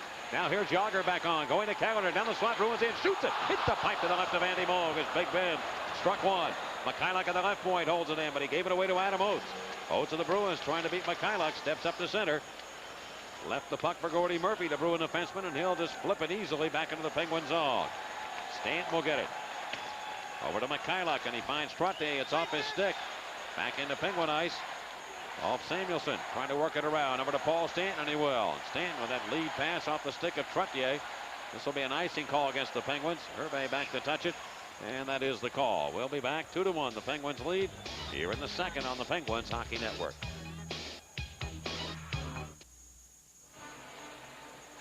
Jock Callender, a perennial 100-point man in the International Hockey League, and so is Mikhailuk. Yager gave the puck to Callender, and he wrung one off the post. Just missed putting it up into the upper right-hand corner on the glove side of Andy Moog. Right before that, Mikhailuk made a great play to drive towards the net and give it to Callender, and he almost scored. Mike, those two have been line mates for so long, and I don't mean just in the International League. They were line mates in Regina in junior hockey in the Western League a long time ago, way back in the early 80s. And they've been together so long, they know each other so well that it's just a bonus having them coming up at the same time. You know, the Penguins didn't want to have anybody hurt. Joey Mullen, Bob Airy out of the lineup. But if you can bring up two guys who are that productive and know each other's moves so well, then it's going to help you. Stanton now moving the puck over to Ronnie Francis. Can he clear out of the Penguins in? He got it to Trottier, and Trottier does sneak it back to center. The Bruins backpedaling. Raymond Bourque over to Glenn Murray, and he's hit heavily by Ulf Samuelson of the Bruins into the Penguins in. Adam Oates wrists it towards a goal. Deflected, and Barrasso will knock it wide. Yager picks up the mail. Delivers it ahead for Trottier. He is cut off of the pass by Lazaro. Now back inside the Penguin line, and Paul Stanton comes away with the puck. Leave it right at the Bruins stripe, and a rink-wide pass by Raymond Bourque. Here's a guy who can pass it too. Over to Glenn Murray, and a wrist shot. Missed from 45. Near side, Raymond Bourque tried to shoot it. It fanned on it partially, and Yager picks up the puck. And Lazaro tried to knock him down at center. He went off the biscuit, and Adam Oates dropped it back, and Yager has control of it again. Let's see, they have Lazaro out here working against Yager at the moment. Lifted long to the Bruin net, and Andy Moog up the right wing boards to Adam Oates. Look for Joey Juneau. And Juneau leaving the near corner. Duras out battling for possession. He just came on. The Bruins working the near side of the Penguins in. A 2-1 Penguin lead here. 13:43 left in period number 2. Yager's up in by Jim Weimer, who throws another big body check. And now a penalty coming up. It's going to be against the Penguins. Out the far side, and the Penguins in. Touched by Samuelson. A tripping call against Pittsburgh. So the Bruins have the power play, and they're within range of trying to get back and tie this game. Mario Lemieux will be the guilty party, and will return on the Penguins Hockey Network. Mario Lemieux dumped one of the Bruins at the blue line, and he goes off for tripping at 6:29. Happened behind the play. Lemieux was shaking his head when he went to the box and kind of laughing at the call. I don't think he really agreed with Morel. He went over and said something to him also. We've talked so much about the Bruins' ability to kill penalties. The Penguins have now stopped the Bruins on 9 consecutive opportunities in this series. So their penalty killing has been very sharp. Up to Ruzicka, cuts his way into the Penguins end. Right side pass to Ted Donato. Donato with the Bruins to Ruzicka, out of the corner, comes in, look out here, shoots it off Barasso's arm. Rosie Ruzicka stopped behind the net by Ulf Samuelsson. It goes to Phil Bourque, and he cleared out. The Bruins with the extra attacker on. They have 5 skaters against 4, not according to the goaltenders, and Larry Murphy works it down the boards and up into the Bruins zone to take the heat out of a hot kitchen. On a power play, the team that's penalized is shorthanded. So the Bruins right now with the man advantage, trying to take it full advantage of this and tie the game. That means there's somebody open somewhere. And here to the near side, Stephen Leach. Leach now with the Bruins. He had 31 goals in the regular season for Boston. Slammed to the boards by Francis, and Murphy has it, and he clears it again right by Gordy Murphy of the Boston Bruins. That was a good play there by Ronnie Francis to make that happen. Adam Oates scoots up, number 12 with the Bruins. On to Raymond Bourque. Bourque comes to the left side against Shel Samuelsson. Pokes it away with that long reach. Into the corner, though. The Bruins hustle over, and Adam Oates has it. Right back behind the Penguin net, around to the far side. It goes to Jim Weimer, and Weimer's going to shoot it. Deflected. Picked up by Tuckett, and he slams it up ice. I'm trying to think whether we've seen Glenn Wesley here in the second period or not. I hate to we have. be remiss on that, but he's been on. He was just arguing with Dennis Morel about something right when we came back from the break. And Weimer now faces the attack, coming back to the left wing to Raymond Bourque. 22 seconds on the Lemieux penalty. Going behind the Penguin net, Joey Junot. Junot to the right side. Good pass. And the Bruins set it up. And Murray spins it over to the far corner. Junot goes after it, poked away from him, and here's talking to the Penguins trying to get it out. He can't do it. It's off the glove of Weimer. Yep, it was outside the line. That was a very close play there. Weimer came in with his glove right at that blue line and knocked it down. The puck comes out of the zone, and then you knock it back in with people inside of there. It's an offside call. 6 seconds left on the Lemieux penalty. Well, Raymond Bourque playing this essentially as the second power play unit, in the sense that they were the second group out there on this power play, and now Bourque is headed towards the bench. So he's really not dominating the ice time on the power play as he normally would with that broken right hand. Well, Bowness is upset about something. I think of the offside call. Bowness kind of a low-key guy and soft-spoken guy, but you saw right there that he also has a temper. I've seen his temper when he played the game. I know him. A lot of the guys that can get a little goofy at times, and he'd probably admit this too, are pretty quiet guys off the ice. Russ Anderson. Jay Caulfield would certainly be in that category, but they do get on the ice. It gets a little different. And here to the near side, Stevens now bringing the puck back into the Boston end. Lemieux is on. Penguins leading 2-1. Talking up the near boards, scrambling to get the puck. He got it to Mario Lemieux. Near side, put it right through the goal mouth. Nobody home. And Dave Poulin will bank it out the boards and through to the Penguins end. With Lemieux on the ice, it certainly creates a whole different matchup situation for Bowness to try and handle, especially with Lemieux playing center ice. And here to the left wing, they get it to Bob Sweeney. Sweeney shuffled over to Bobby Carpenter. Sweeney, Carpenter, and Poulin now against Lemieux's line. And Lemieux will leave it for Gordy Roberts, trying to push it back to Lemieux. It went by him. On the right side, Gord Murphy whack it back in behind the Penguin net. Poulin, a little soft pass around. Nobody's there but Larry Murphy, and on the center it goes. And the Bruins cut it off, and Glenn Wesley now will drive it in around the Penguin net. Roberts very quickly to move the puck out. Penguins have been much better tonight in moving the puck out of their own end. But the Bruins get it at center, and they storm back to the Penguins. And Sweeney with a heavy slap shot. That was a good save by Barrasso. Bob Sweeney put a heavy shot on Tommy. Back behind the Penguin goal. And the Bruins coming on here a little bit now. Weimer on the far side, crunched by Stevens. The Penguins have it. Murphy double teamed and sandwiched between two Bruins, and down he goes, and he's hurt. Murphy got hurt on that play. Two of the Bruins got in on Larry Murphy and sandwiched him and rode him right into the boards. I have a funny feeling his stick might have come up and caught him in the midsection. Mario Lemieux pushing with one of the Bruins on that far side, as Murphy was double teamed on a check on the far wing. And don't you think the Penguins don't know the value of Larry Murphy? He is a very key member of this hockey club because of what he can do on the power play and the fact that he's the one defenseman who can provide you offense from that blue line. Such a big part of the Penguins attack, and not a bad defensive defenseman either. Kills penalties, does it all. He got nailed, just crunched by Duras and Lazaro. Lazaro got the check up high around his neck, and he hit his face against the glass. We wanted to see if the stick was involved at all, not from the Bruins standpoint, but Larry's own stick, and he'll get himself up. He went face first with that shield on, and that's probably good. But he's grabbing his midsection after that play had happened. He might have had the wind knocked out of him too. It's possible, and I think maybe, look at that, the Duras doesn't understand why they're upset with him. 10:19 left here. Murphy comes to the bench. 2-1 Pittsburgh on the Penguins Hockey Network. Bob Sweeney, former teammate of Tom Barrasso's at Acton-Boxborough High School, comes down the right wing, and he cranked one up on him. And Barrasso made a good save on Bob Sweeney, out to cut down the angle. Sweeney's only playoff goal came in this series in Game 1. And it was a shorthanded goal. Now Trottier of the Penguins in a 2-1 game. 10:07 left here in the second. Yager again with that puck coming up the ice. Going to Loney on the right wing. Loney pulls up, wants to give it back to Yager, and Yager is too well covered here by the Bruins on the near side. It comes ahead to center to Ruzicka.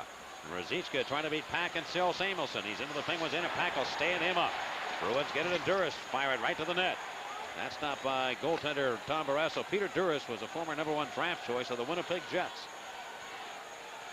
Now Trottier guns back into the Bruins in. A drop pass for Yager, and Yager's cut up by Ruzicka, two fellow countrymen. And on the center, Duras is going to draw it to the Penguin zone. He'll chase off, and the Bruins go to a change here. They want new troops out. Adam Oates will play with Stephen Leach right now. Shale Samuelson winding up, carries the puck through traffic and up the center, and Raymond Bourque just decked Jaromir Jagr. Penguins again forced it to the Bruins in, but Raymond Bourque, an interference call. One of the Bruins went down, and he is hurt. I tell you, they're hitting Jagr from behind. They hit him right from behind. Bourque went right after Jagr and cross-checked him in the back right in front of the Penguins bench. If you're going to do that, you better not do it in front of every other guy on the team, because they saw exactly what Ray Bourque did. Then Murphy was dumped. Well, Jagr knocked down again. The second penalty drawn by Raymond Bourque here in this game for knocking down Jagr. We'll be back. The score 2-1 Pittsburgh on the Penguins Hockey Network.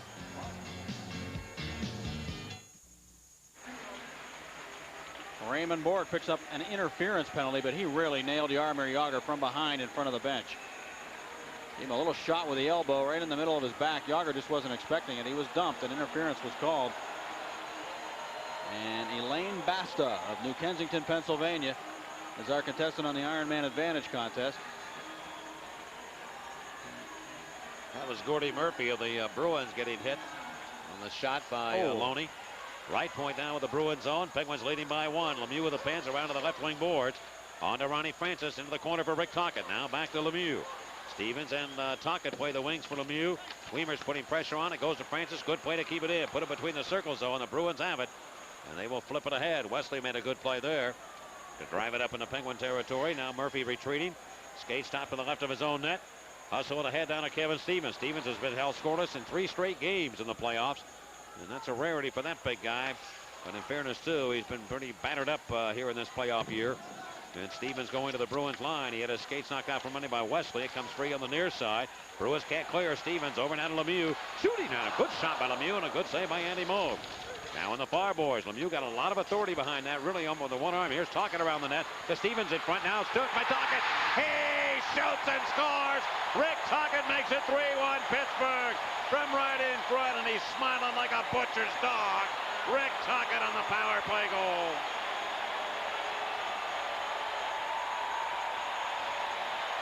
Boy, those guys are so tough in front of that net. Stevens and Tocchet, like 2 big trucks trying to get them out of there, and they just muscle their way in, and it eventually ends up in a goal. You talk about power forwards in the league. You're talking about 2 of the best in all of hockey, and you got them going stride for stride right to the net, driving to the goal area on Andy Moog.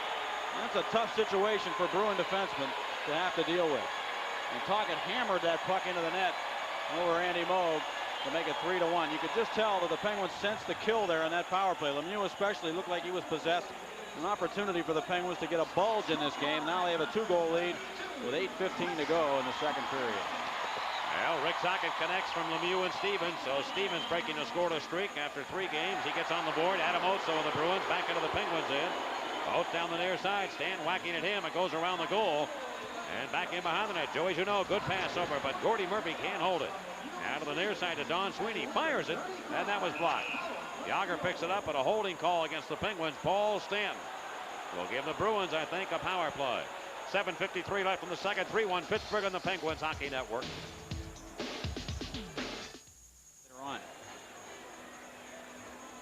Paul Stanton picks up a holding penalty, so the Bruins go back to work on the power play. By the way, Elaine Basta of New Kensington is $100 richer. Gets a $100 bill from Iron City Beer. Then holding Adam Oates behind the net. Grabbed hold of him and knocked him down. Well, the Bruin bench views on here. They trail 3-1 here in the second period. When Wesley and the Bruins over to the near wing to Adam Oates. The Bruins on their 4th power play opportunity. This is their 11th in the series, and they've not been able to score through 10. Oates again now with the puck around the net to Joey Junot, and he can't hold on to it. Lemieux with the Penguins poking away at it, works it up the boards, but not out. Wesley held it in. Lemieux scrambles to get it away from him. Now a battle on the boards, and Lemieux comes up with it, trying to wrist it ahead, and he can't do it. Wesley again down the near side. Murphy's right there to take the heat out of a hot kitchen as he shoots it all the way to Boston territory. And the Bruins, Raymond Bourque stepping up to center circle, going to the Penguin line. Wheel and deal to the near boards to Adam Oates. Pass over to Glenn Murray. Lost it to Mario Lemieux. Lemieux to Ronnie Francis. Lemieux is knocked down by Raymond Bourque. And he gets up slowly out of the Penguins' end, but Francis steers it up into the Boston zone.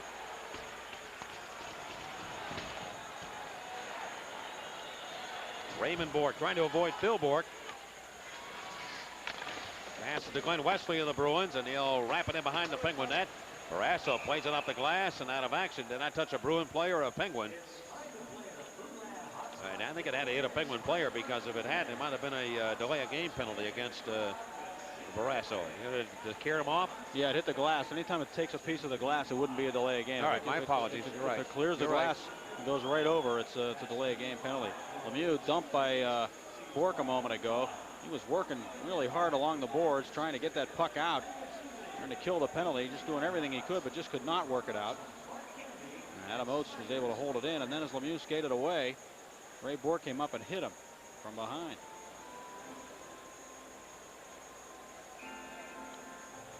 Well, this face-off now in the Penguins' end. This is game 2 of this best-of-7 series. Well, there's one thing Mario Lemieux has shown, Mike. It's the resiliency, able to bounce back from injury. He had a separated shoulder in the series against the Capitals. Came back strong. Here he comes off a broken hand playing against the Bruins. Playoff competition.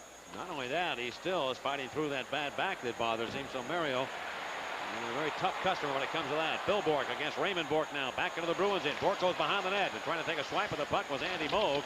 And the Bruins sandwich Phil Bourque and knock him off the biscuit. Tocchet puts a check into one of the Bruins. And that's Joey Junot. Now Bourque lined up one of the Bruins. That was Wesley. Didn't get a piece of him. Raymond Bourque on to the Penguins end.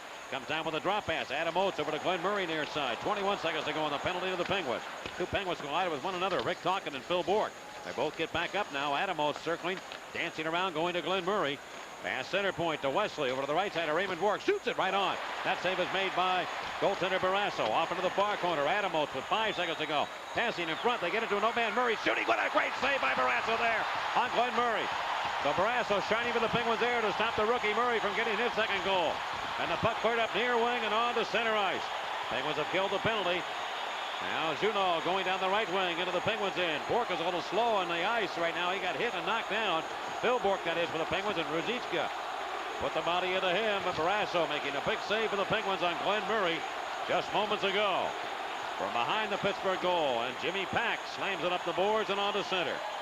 Weimer of the Bruins. They set up shop one more time. Stephen Leach onto Ruzicka. His wrist shot blocked, picked up, a backhander by Donato. And Barrasso able to knock that away. Shell Samuelson can't clear. Teddy Donato again with that puck. The young rookie. Gave it away to Rick Tocchet, though, and he'll wind it around the boards and onto center. The Bruins go right back towards the Penguin zone. The Penguins have some tired players out here right now. In the near side of the Penguin zone. Donato again putting pressure on. Lost it to Shell Samuelson. He tries to flip it up to Tocchet. Tocchet moving down to the Bruins line. Going left side of Lemieux. Uses his skates to take the puck, but he can't make a pass behind to Murphy. And the Bruins go on the counterattack, and they'll shoot it in and get a new line. To get a new line on here. New troops. 4:38 left, second period. 3-1, the Penguins lead in game 2. And rip back in behind the Penguin net. Here's Roberts trying to clear the puck. Can't do it. It came off a leg right to Sean McEachran. The Penguin forward passing up to Kevin Stevens. Stevens 1-on-2 to the Bruins end, and he can't make a play. Lemieux, McEachran, and Stevens working as a trio. Dave Poulin of the Bruins drags it back into the Penguins end. Over to Bobby Carpenter. Stops on a skate stop. Shooting. The stop made by Barrasso's glove. The rebound juggled by Roberts. Can he clear? He can't the first time. Does the second. 3-on-1 develop. Stevens and Lemieux, but he can't get it through to him. Stevens just couldn't get that puck on Lemieux's stick on the 3-on-1. The Bruins go right back into the Penguins end. They're offside. 4:02 left, second period. 3-1 Pittsburgh on the Penguins Hockey Network.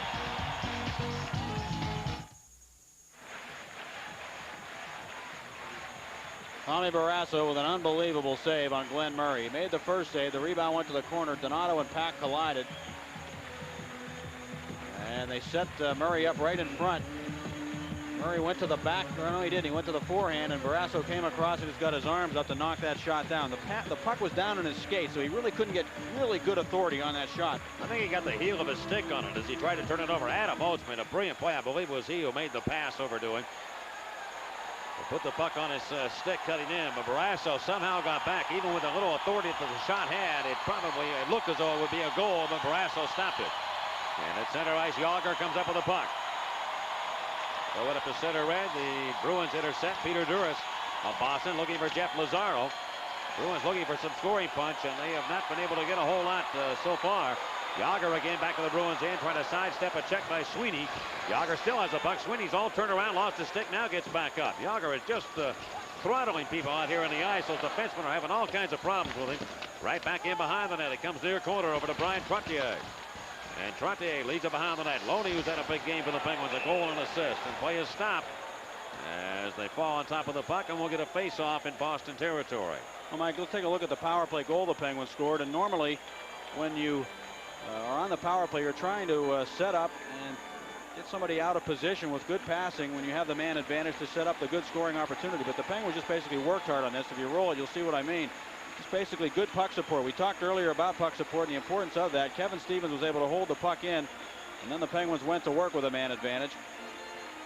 Lemieux made the shot. The rebound went to the corner. And if you stop it right here, you can see all three Penguins are in the area of the puck. That's what I'm talking about with puck support. And the Penguins win the battle for the loose puck and come off the boards. Lemieux with a good pass, and then Talkin and Stevens just did the rest. But well, you don't realize what a great play Lemieux made there, too. I mean, to grab that puck. The Penguins on the board, they have 13 shots listed. I saw that earlier before the power play goal, I believe. And it seems kind of strange to me. They have only 3 shots officially registered here. And the Bruins, meanwhile, have 9. But the Penguins have scored the only goal, and that was a power play tally by Rick Tocchet. Here's McEachran with it. Lead it down to the corner, but he can't make a play, and the Bruins hop right back. The Bruins held only 2 shots in the first period, so they have recovered nicely to get the shots, but they have not been able to get one by Barrasso. Murray around the right side of the Penguins end over to Adam Oates. Lead in the corner. Jimmy Pack peels away, has the puck. And on to Phil Bourque, and a 3-on-2 develops. Glenn Murray trying to get back. The pass by Bourque intended for Francis, broken up off a leg. Here's McEachran winding and shooting the puck. Almost cut. Andy Moog off guard there. He almost was able to sneak one by. And cleared by the Bruins in the Penguin net. That was a brilliant play there by McEachran. I'll tell you, he fooled everybody in the building, including me, and what he was going to do with the puck. And Andy Moog certainly surprised. Weimer shoots it long and by everybody, and this will be an icing call against the Bruins. Larry Murphy will touch it. It was a little play with that speed, can be deceptive. And again, Andy Moog not seen McEachran before, really until this series. Now getting an opportunity, and he fooled him on that shot. And he'll fool a lot of goaltenders making that play, I'll tell you that. Mike, you know, remember the other night when we talked about McEachran and Stevens coming down and he dropped the puck off, and we wondered why he didn't shoot the puck. Adam Oates on the bench huffing and puffing right now for the Bruins. You think he's hurt or not? He could be. He would just be out of gas. Anyway, Mike, I asked McEachran about it. He said, I really did want to shoot the puck, but he said Kevin was yelling for the puck. And he says, when a big guy like that yells for it, you basically give it to him. And he did. And you remember what ended up happening was I think Moog got run over on the play by Stevens afterwards. But McEachran probably would have shot the puck in most circumstances. But, you know, now he has to kind of take a backseat to the big guns on the Penguins team until he kind of establishes himself. And kind of stepped out of the way and let Kevin do the work. Lemieux won the draw. Comes back to Gordie Roberts. Put it in the corner for Mario Lemieux. 3-1 the Penguins lead. And here to the near side after it'll be Rick Tocchet. Tocchet trying to muscle his way in against Glenn Wesley. Those are 2 big heavyweight guys. And Murphy gets it right point. Slide it over to the left wing corner, but it'll come off the corner boards to Stephen Leach. His lead pass for Poulin. Not there. And Kevin Stevens gets the puck again. Back to the Bruins end. He is zip checked by Murphy. Lemieux's in front. His wrist shot save is made by Andy Moog. As Lemieux got that shot off from the slot area. Now the Bruins, Stephen Leach to the right wing into the Penguins end. Can shoot from right there, and he does, and he lets it go. And Barrasso caught that on the wrist shot by Stephen Leach. Ahead it comes now to center ice to Kevin Stevens of Pittsburgh. Waited up the skate of Tocchet. And the loose puck corralled by Dave Reed. He fires it long into the Penguins end. Roberts of Pittsburgh again back to get possession. And the icing call against the Bruins one more time. Lemieux getting good authority on that shot, and a good save by Andy Moog and Lemieux from 25 feet away in the slot. Amazingly, he was able to fight his way down the slot and get that shot away. I think Dave Poulin was draped all over him. Lemieux split the defense. Poulin was on him and holding him up. And Mario still got the shot away, and Moog had to make a big save on him. Yeah, Poulin trying to stay close to Lemieux like a new pair of shoes. You like that one, Staggy? Yeah, he's an old pair of shoes, though, Dave Poulin. He's been around a while. Yeah, but he's trying to play like a new. He's trying to be on him like a new pair of shoes.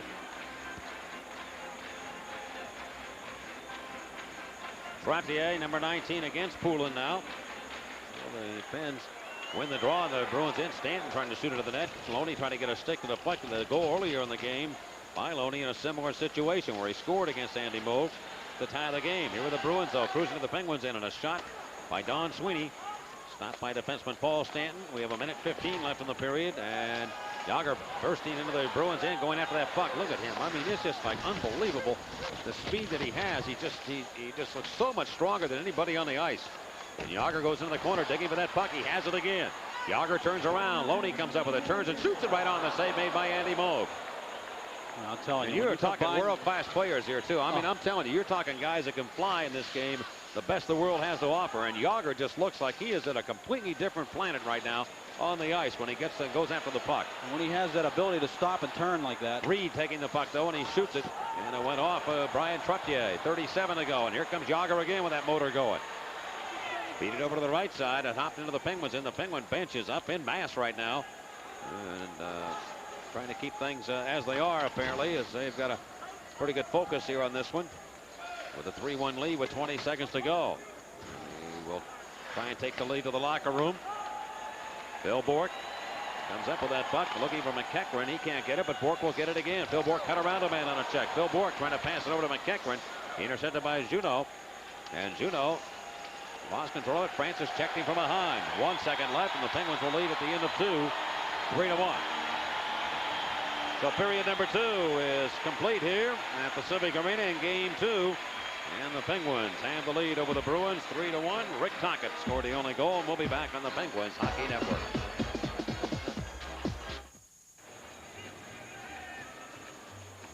Well, in the end of 2, the Penguins now leading 3-1 over the Bruins. He only scored in the second period. Rick Tocchet is 4th of the playoffs in 8 playoff games. A power play goal at 11:35 from Mario Lemieux, who makes his presence known, and Kevin Stevens breaking a scoreless streak where he had gone 3 in a row without a point. And that line comes up big for the Pens to give them a 2-goal lead going to the 3rd. Penguins had only 6 shots registered here in the second period, 16 total. The Bruins with 10, and they had 2 in the first. In the power plays now, the Bruins are 0 for 10 in this series. And the Penguins finally connect. Bruins are 0 for 11, I'm sorry. And the Penguins finally connect on a power play goal. They are now 1 for 11 against the Boston Bruins. When we come back, we will talk to Penguin defenseman Jeff Chychrun, and we'll talk about tonight's game. We'll do that in just a moment right here on the Penguins Hockey Network.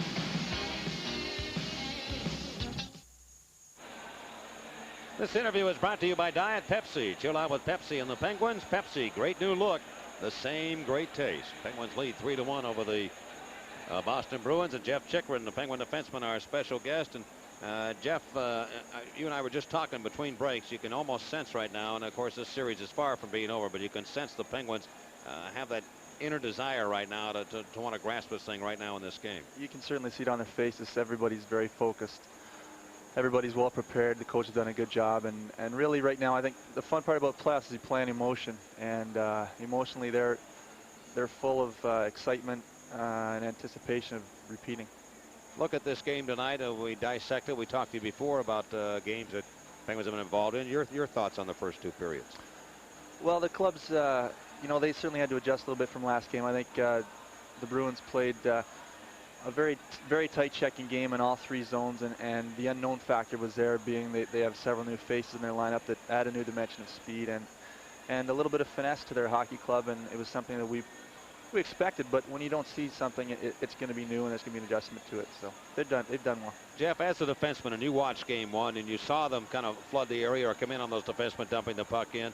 Of course, you hadn't had a chance to see them. We don't, they were playing 2 different series, and you're playing along, but you don't know what to expect until you actually play a game against them, do you? Well, no. I mean, it's like testing the waters. You have to get in there and get wet, and certainly you get a feel for things, and I think when our guys got out there, they get a little physical presence up against the hockey club, and you know, as the series goes on, you become so familiar with the opposition that it becomes easier to play.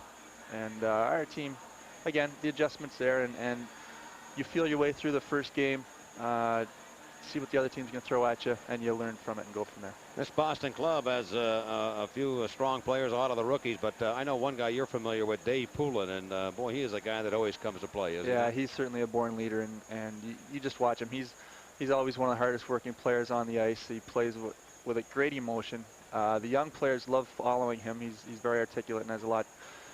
Everything he says has a real meaning to it, and you know, he leads by example as well. Jeff, this Penguin club, now we have to go to Boston for the next 2 games, and this one not over yet. But what do you expect the same type of style, the Bruins, even with a smaller rink coming up in Boston? I think so. I mean, they've played a very physical game the first 2 games, and there's no reason why it should change. They're going to go into familiar territory in the Garden, and you know, of all the rinks in the league, that may be the biggest home ice advantage because of the size of the building, the actual ice surface, and little holes in the boards. But you know, I don't think they'll change too much, no. When those defensemen do have to move the puck quick there. Yeah, you really do. It's fun for defensemen actually, because there's not a lot of thinking. It's just get it, bang, move it. Jeff, thanks for taking the time to join us, and I know you played a little golf today, and I hope you took all the money, my man. Thank you, Mike. All right, Jeff Chychrun, our special guest, and we'll have more from the Civic Arena in just a moment right here on the Penguins Hockey Network. And it's 3-1 Pittsburgh after 2 periods of play. Rick Tocchet has given the Penguins that 2-goal lead with a power play goal.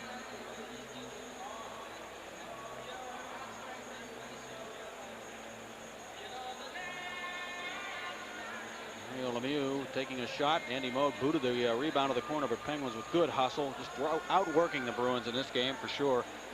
As Tocchet was the first man on the puck, Lemieux was able to pry it loose, give it to Tocchet.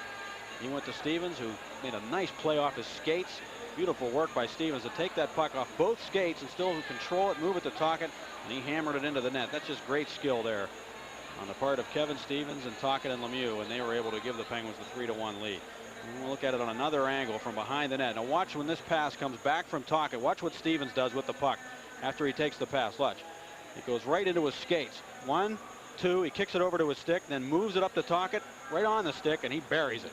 What a play by Kevin Stevens. That's a real assist there at 11:35. Tocchet with his 4th of the playoffs to make it 3-1. And the Penguins have dominated this hockey game right from the start.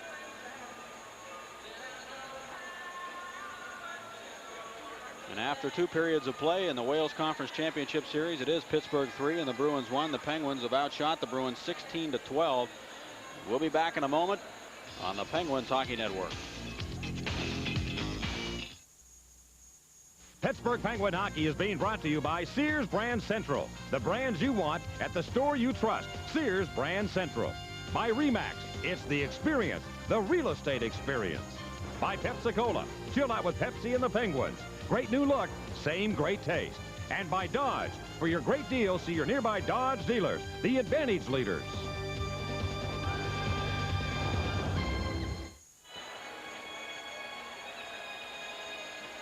This broadcast is intended for the private use of our viewing audience. Any rebroadcast, retransmission, or other use of the pictures, descriptions, or accounts of this game and its telestrator without express written consent of the Pittsburgh Hockey Associates and Paul Steigerwald is strictly prohibited.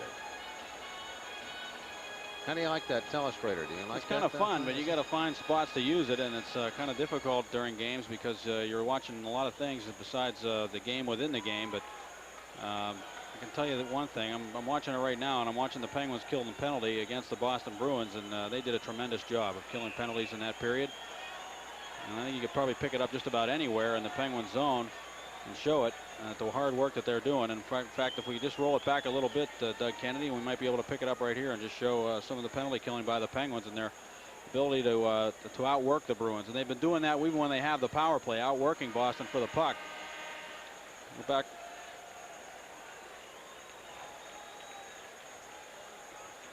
And here's one example right here. If we go to it, we can show you the Boston Bruins moving in towards the Penguins zone on the power play. And they obviously want to get the puck to Ray Bourque, which they're going to do right here. And Bourque carries the puck down the left side. And we can stop it right here. You see the Bruins have control of the puck now. Now watch how the Penguins just jump on the puck carrier and make sure that they force turnovers by a good pressure killing the penalty. Tocchet right out towards Murray. Glenn Murray at the right point, letting roll.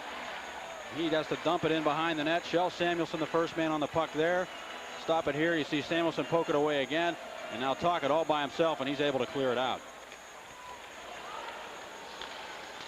A new toy. And here's Gordie Roberts swinging the puck down to the Bruins end. Pittsburgh leading 3-1 here in this game against the Bruins, trying to move to a 2-game lead in the series. Tocchet in front for Francis, and the Bruins in off the stick of Andy Moog.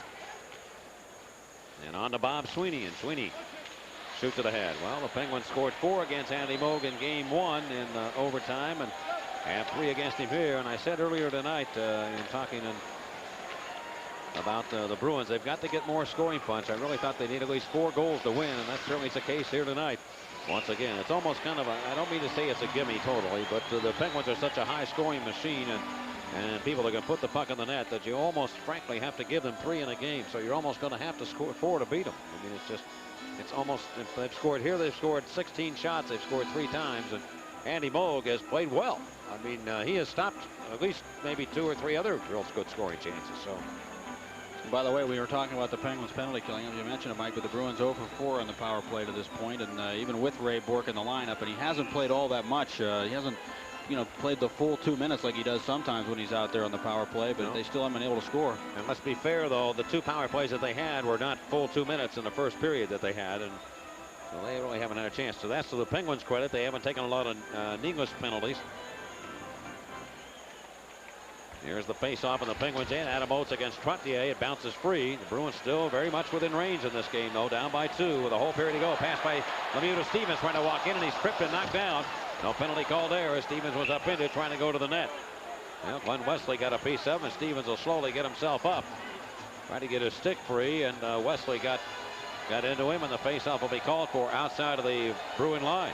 I'll tell you, I don't know, I can't remember seeing Kevin Stevens hit the deck as much as he has here in the last 2 playoff series. He just hasn't been able to stay on his skates. He's either getting knocked down or falling down. A soft touch pass, and at that point, Stevens just trying to shoot the puck, was hacked with the stick of Glenn Wesley. He did a good job of tying up his stick so that he couldn't turn it over to the backhand, and then he went off balance and crashed into the boards. Well, even with the bad hand, Lemieux able to flip that ahead, directed with his right hand. That's the kind of the guiding hand, which is a good one. And Wesley up the center circle now, shoots it away to the Pittsburgh end. A minute gone here in the third. The Bruins trail 3-1. Ulf Samuelsson of Pittsburgh. Knocking ahead of Lemieux, and he's after it to the Bruins zone against Sweeney. Has a man open. McEachran gives it right to him in front. His shot, glove save by Moog. Oh, Lemieux, another brilliant pass again. I'm telling you, he's the greatest passer that ever played the game. I really believe that. Those passes are just absolutely phenomenal. With the right speed and everything in stride. Being checked, coming down the boards. And doesn't matter how far he has to reach for that puck either, but he got to that puck in good stead. I mean, he was in a position to make a nice tight pass to McEachran. He wasn't really reaching that much for it, just using that great speed to get to the loose puck and beat Sweeney to it. And he just outraced him for the puck, and then right under Sweeney's stick and right onto the stick of McEachran. And he made a good shot there, McEachran. He got rid of it in a hurry, but Andy Moog with that lightning fast glove hand. I can't imagine any goaltender in the NHL right now, Mike, having a better glove hand than Andy Moog. It's hard to, I don't know who it is. You tell me who it is, because I haven't seen one this year. Well, we saw Kelly Rudy sparkle on occasions against the Penguins this year. The Kings won all 3 games, and he was brilliant with the glove. There's the face-off poke behind the Bruin net, and Andy Moog around to the near side.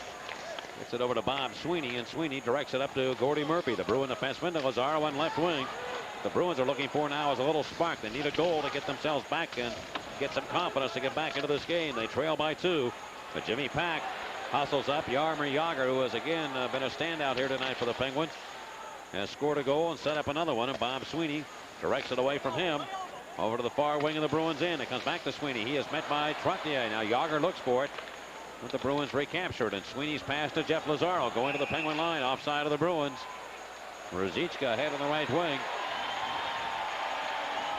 Fans getting a kick out of the work of Tom Barrasso there as he used his blocker to cradle that puck and hang on to it so that he could hand it to the linesman. Jeff Lazaro was actually a defenseman in college hockey. Played at the University of New Hampshire. He's not a very big guy. He's got fantastic speed, blazing speed. I asked Ted Donato about the speed of McEachern, and he said he thinks McEachern's one of the fastest skaters in the world. He thinks he's one of the fastest skaters in the league for sure, and he said Lazaro can really fly too. And that's one of the benefits, I think, of having college players, for that matter, European players like Jaromir Jagr coming into the league too. Great speed.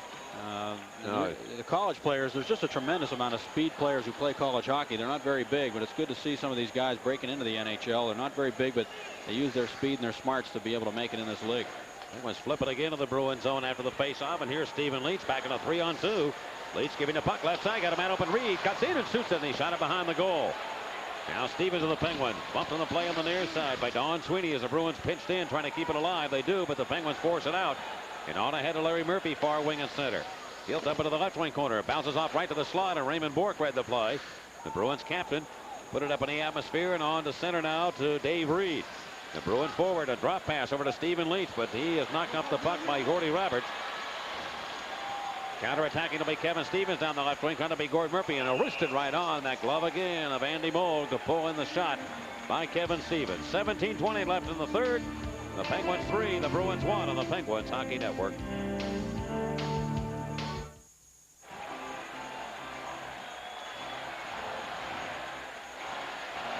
Lemieux and Dave Poulin exchanging words.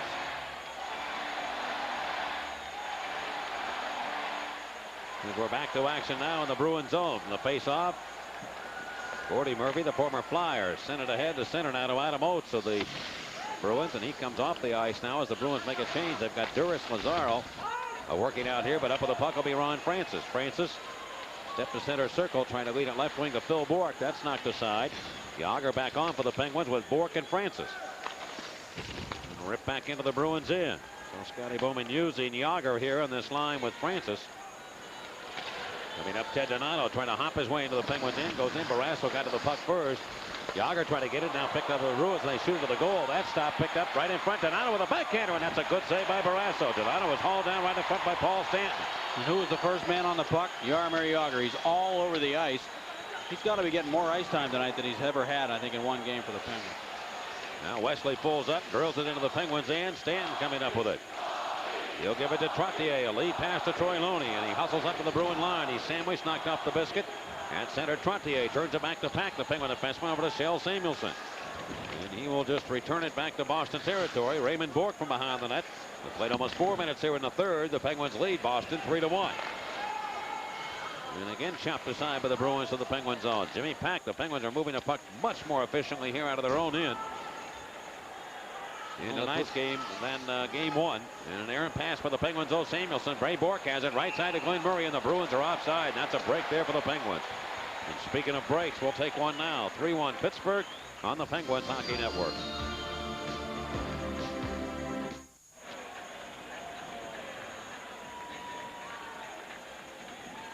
Well, the golf building is lit up again tonight, Mike. I found out Rob Geiger sent me a card.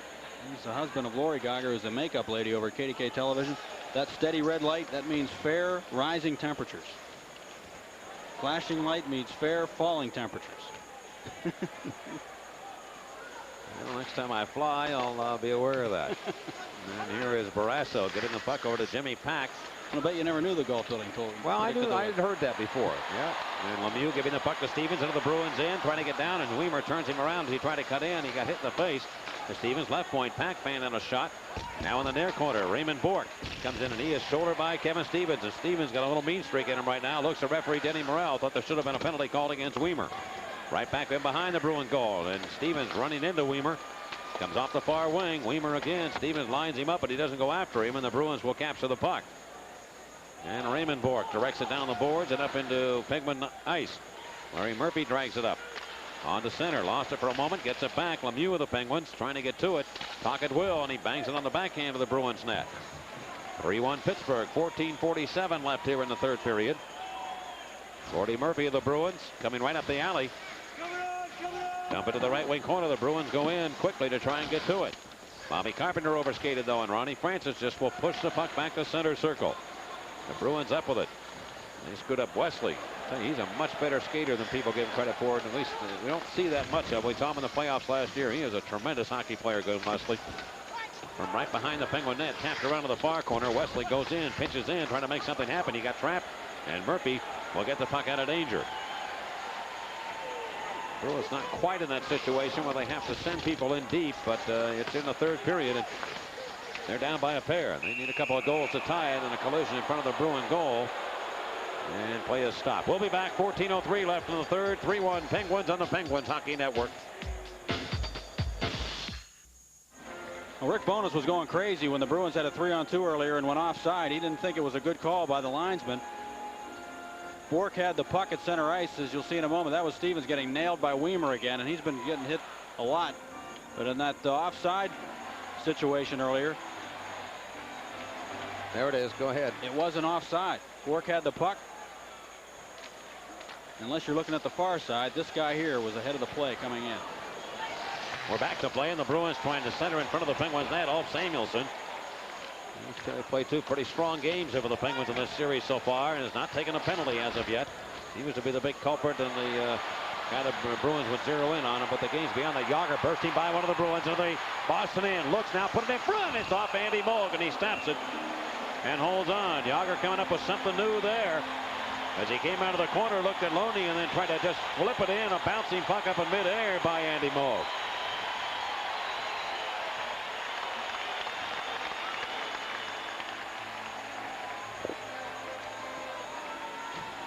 Jaromir Jagr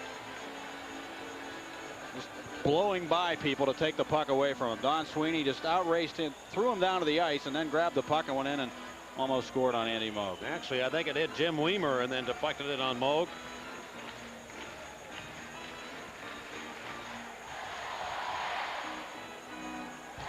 Year-old Jaromir Jagr.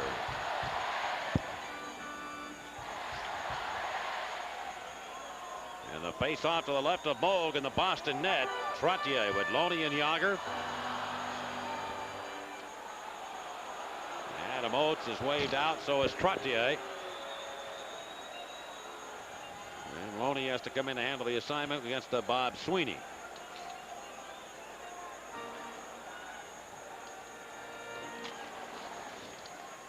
And the puck controlled by the Bruins.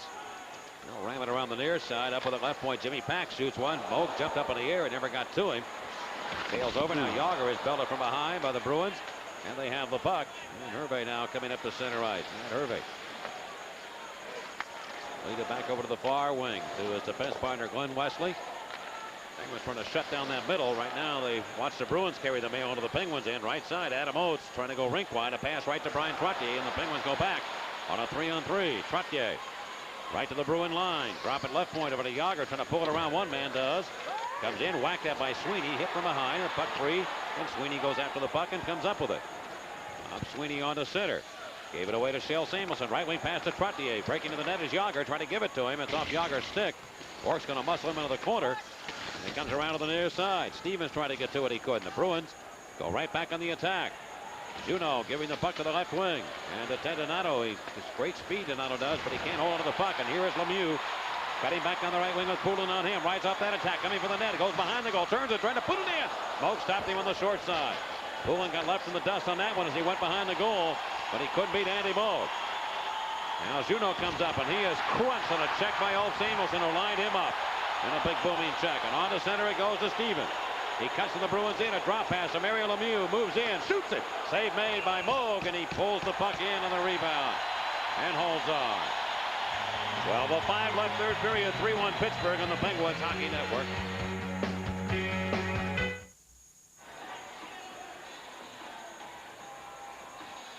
Andy Moog played well for the Bruins in this game, but the Penguins lead 3-1. Ulf Samuelsson nailed Juno, and Juno came back and knocked him to the ice after play went the other way. I think Morel had taken his eye off that play. The fans looking for a penalty on Juno after Ulfie nailed him.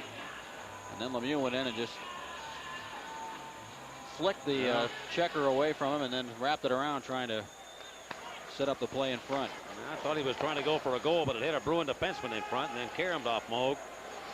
The Bruins now steer it up into Penguin territory. Barrasso try to clear it himself. Does Lemieux with a breaking Tocchet, open right wing. Trying to get back is Ruzicka. Lemieux cut inside. Ruzicka met him right there, and he has nowhere to go.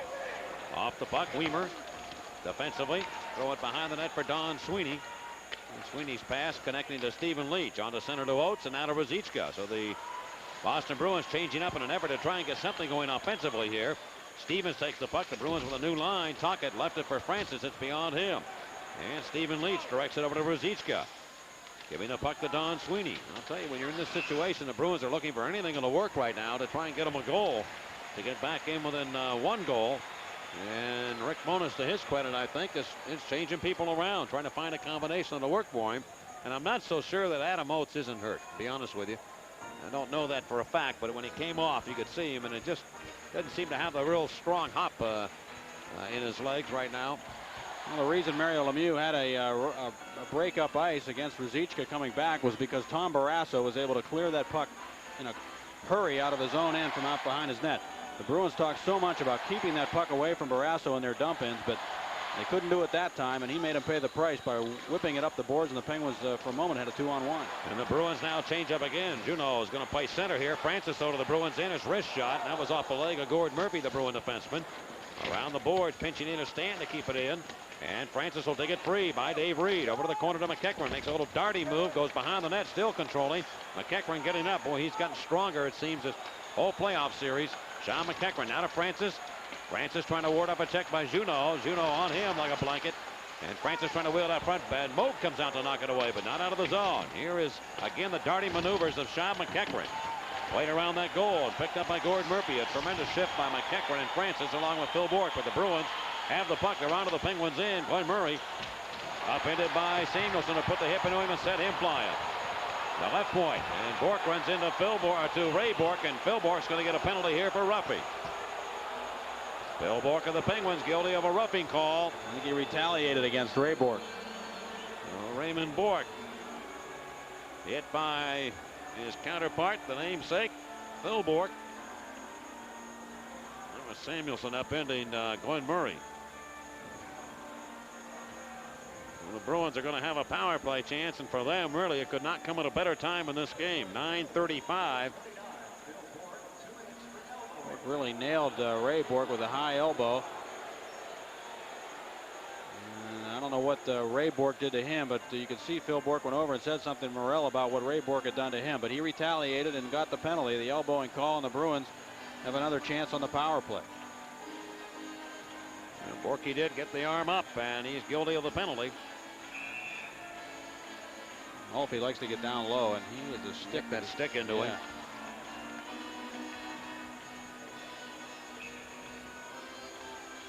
Pittsburgh out shooting the Bruins 20-15, and now their penalty killing called upon again here in a very critical situation. The Bruins trail by only 2, and a lot of that credit has to go to the goaltending of Andy Moog.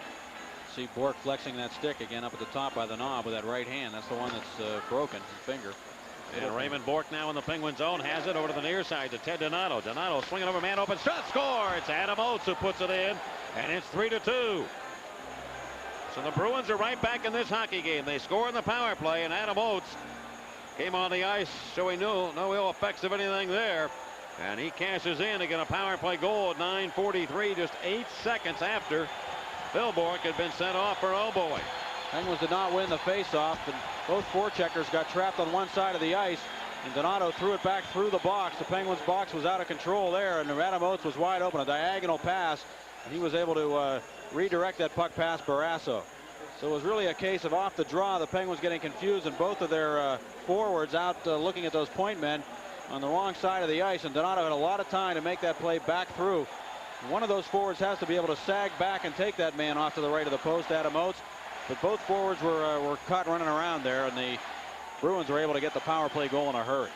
So the Bruins now 1 for 5 on the power play against the Penguins, and they have made it a 3-2 game, scoring the only goal here in the third. And Jimmy Pack, the Penguin defenseman, back to get possession of it. Well, it's a big goal for Boston to keep them within range here. And they've got a full 10 minutes to work with now in an effort to try and tie it or take the lead. Jim Weimer. Now they're faced with a situation where they only need one to tie, and that's a big difference in a hockey game. And Jimmy Pack Played it up the boards out of his own end to Brian Trottier. Trottier stepping up with Loney and Yager, and Loney on the right wing. Moving down to the Bruin zone. Goes in the far corner. Yager follows on. He tries to get to the puck. Lazzaro's on him, putting pressure, and now they freeze it. And the faceoff will be to the left of the Bruins net. We're going to take another break. 9:33 left, third period. 3-2 Pittsburgh on the Penguins Hockey Network. Well, on that power play for the Bruins, it appeared as though Ray Bourque had the attention of the two Penguin forwards who were worried about him on the power play. And Adam Oates was able to score the goal. He was wide open to the right of Tom Barrasso. Talking to the Penguins on here with Stevens and Lemieux. And they call upon Taka to handle the draw here with Lemieux bothered by the bad hand. Dave Poulin gets the assignment. Former teammate of Taka's at Philadelphia, and Poulin easily won that faceoff. And the Bruins have done something here they wanted to do in the third, and that's try and get a goal during it and get back within one. They're a team that'll just keep working right on. Now Shel Samuelson knocked right into the net by Bob Sweeney. And play is stopped, and let's see. I think the faceoff's going to be called for outside of the Penguin zone. If they made the right call, Sweeney just pushed Samuelson right into the goal. And what are they going to call for the faceoff? Penguins are arguing that he was pushed in, and now Morrell does make the right call. He brings him outside. Well, on that Bruin power play, they won the faceoff or won control of the puck. Adam Oates against Ron Francis. And the puck went out to Bourque. And if you stop it right there, you'll notice that Lemieux and Francis are worried about Bourque. And Donato is wide open once the pass comes to him. And he's quickly able to move it to Adam Oates, who scored the goal. On a power play, you try and free that one man that's open on the ice up, and they did that perfectly, did the Bruins, and Adam Oates cast in. It's a 3-2 game. Shel Samuelson now, far corner of his own end as the Bruins stuff it back into the zone again. Jimmy Pack of the Penguins, Donato working on him. Shel Samuelson winding around. Kevin Stevens looks for it, and he does throw it up the sideboards and onto center. He will come up to the Bruins line. So Ray Bourque figures in on a goal for the Bruins on a power play, and Mario Lemieux figures in on a power play goal for the Penguins. So they both have made their presence felt here tonight.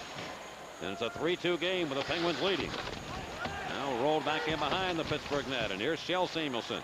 Throw it up the glass and onto center. The Penguins have pretty much outworked the Bruins in this hockey game, but the Bruins have not given up. They have not stopped trying, and then now they're starting to get a little bit of momentum, having gotten that second goal. Well, you don't get to this point of the season without having a good hockey club, one that's tuned in, and the Bruins will make a run for it. There's no question about that. And here's Don Sweeney. 8:25 left. Taka knocked down by Poulin, and Dave Poulin will get a call here as he screams at Denny Morrell, but a tripping call against Dave Poulin. Well, the Bruins center iceman takes a penalty at center ice, knocking down Tocchet. And this one at 11:34, the third period.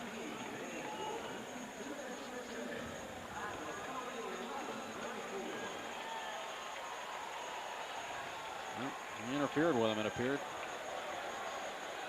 Tripping is the call, and he definitely tripped him away from the puck, Dave Poulin. Kept him from getting over and putting pressure on the puck carrier or getting to a loose puck. Poulin sits down in the box. Rick Kehoe has a stopwatch in his hand, which would lead me to believe he's timing certain players. They're on the power play now of how long they want them on. Hey, Bowman likes to move people in and out in a hurry on shifts, and it's Ray Bourque now pushing the puck back to the Penguin goal. Barrasso sets it up for Larry Murphy. 8:15 to go in regulation. Pittsburgh 3, the Bruins 2. And leading the puck ahead for Stevens on the left wing of Lemieux to the Boston end. Going to the right side for Yager off his arm. Dave Reed whacked at it, got it by Murphy off the glass, and the carom goes all the way back down to the Penguins end. Got an Iron Man contestant? Yeah, what a name. Mary Ellen Achilles of Pittsburgh. Well, Yager now carries the mail back to the Bruins end. Stevens has it, put it on the net weakly. That stop Raymond Bourque. Throw it around, but right to Kevin Stevens of Pittsburgh. Into the corner for Jaromir Jagr. Jagr turned around by Raymond Bourque. Bourque will put it, Jagr puts it behind the net for Lemieux, and after him will be Don Sweeney. Now Murphy comes over. He'll get it back to Lemieux, tries to avoid the referee Morrell. Pushing the puck right point over to Murphy. Murphy guns it back in behind the net to Kevin Stevens. Jager's out the near side. They can't get it to him. Lemieux has the puck, pulls back.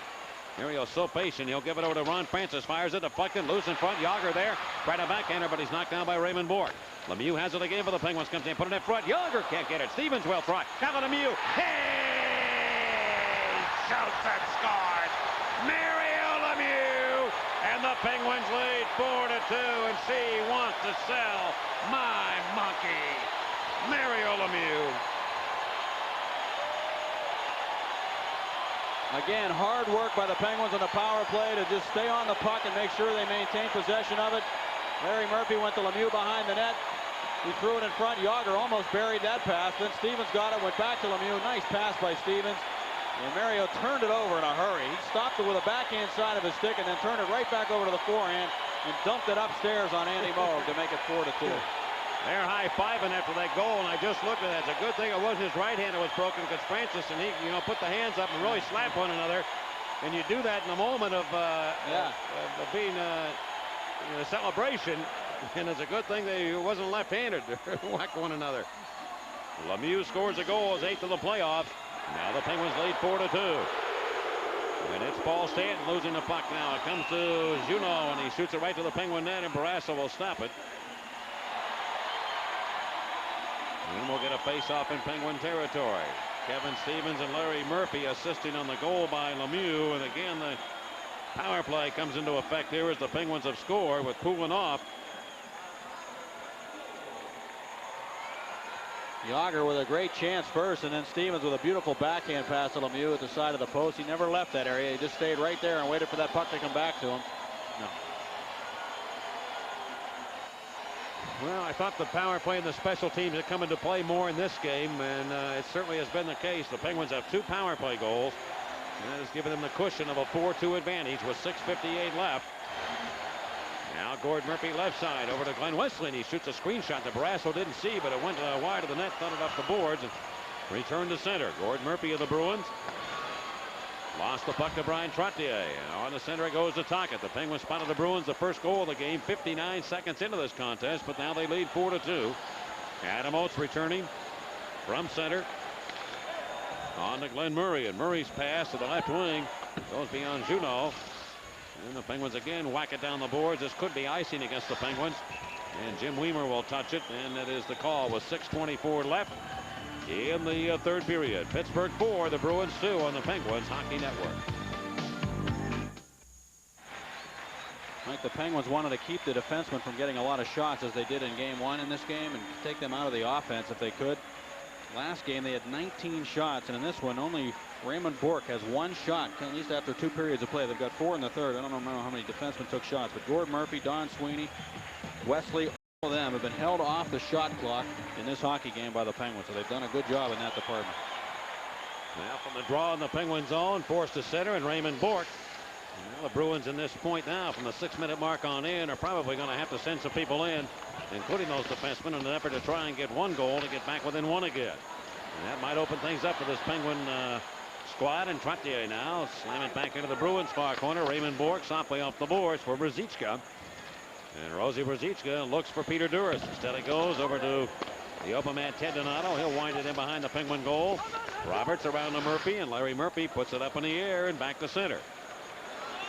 And the strong points for the Penguins in last year's playoff and march to the Stanley Cup championship was their ability to hold leads in the third period. In situations just like this, Murphy crunched on a check from behind. Donato trying to put it in front. Goes to Brzezinski, turning to throw it out in front of the net, but Murphy blocked that. And the Penguins get it out. They finally do. And on to center down to Phil Bourque of the Penguins. And McEachran, who jumps his way into the Bruins in, gets by 1, 2 men, but Andy Bogue's going to get to the loose puck. Wait in the corner. McEachran was hit on the play by Glenn Wesley. Lemieux takes the puck now for the Penguins. Lemieux in front has McEachran, but it went off a skate. McEachran throws it right back towards Lemieux. Intercepted by the Boston Bruins. We heard a lot about McEachran's speed and his shot and all that, but not much about what a corner man he is, and he is excellent in the corners. He uses that quickness to get himself free and to bring that puck off the boards. Bruins again dump it in, and McEachran took a check to make that play as Don Sweeney had pinched in on him trying to keep it in. Now the Bruins do steer it into Penguin territory. 4:51 left here in the third. 4-2 the Penguins lead. Trying to take a 2-game-to-none advantage in this series, and now they jam in the corner and they'll hold it there. Well, the Pens will move on to Boston for game 3, and of course we are very familiar with that rink and the smallest in size, and Bruins will probably keep that same attack on with a little smaller ice surface. Jeff Chickman I was talking to between periods said, well, A lot of people think it's awfully tough. He said, but actually it's very fun to play in Boston. He said, you know, because it really makes you keep at the top of your game and work it out. He says it makes the defense kind of easier for the defense because all they have to do is get it and hammer it out. You don't have to think too much in that rink. Well, this face off to the right now, Barrasso. But actually, you do have to think because you get into a situation where you're accustomed for all season long in your own building to getting that puck, having time to look for someone, and you almost have to just block that out and just, as soon as you get the puck, realize you got to look for a spot to hammer it off the boards or just to move it out to a spot in center ice. You really don't have time in that Boston Garden to be stopping and admiring who's open out in the neutral zone because they'll bump you right off the puck and get a good scoring opportunity. Trottier chasing after the puck back to center after the face-off. Leaves it for Troy Loney. And Loney puts it inside the Bruin line. Adam Oates will give the puck to Raymond Bourque. 4.5 left third period. And Raymond Bourque blasting the puck into the Penguin near corner. All Samuelsson again defensively. Around the far side. It's picked up by Raymond Bourque. He drills it right to the net. Kind of a knuckleball type of shot. Floated in, and Barrasso with that right hand comes up with it.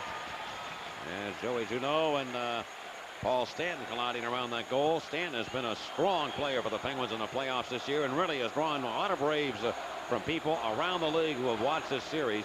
A very steady play of defenseman Paul Stanton. And again, he had a handle on Joey Juneau in around that goal.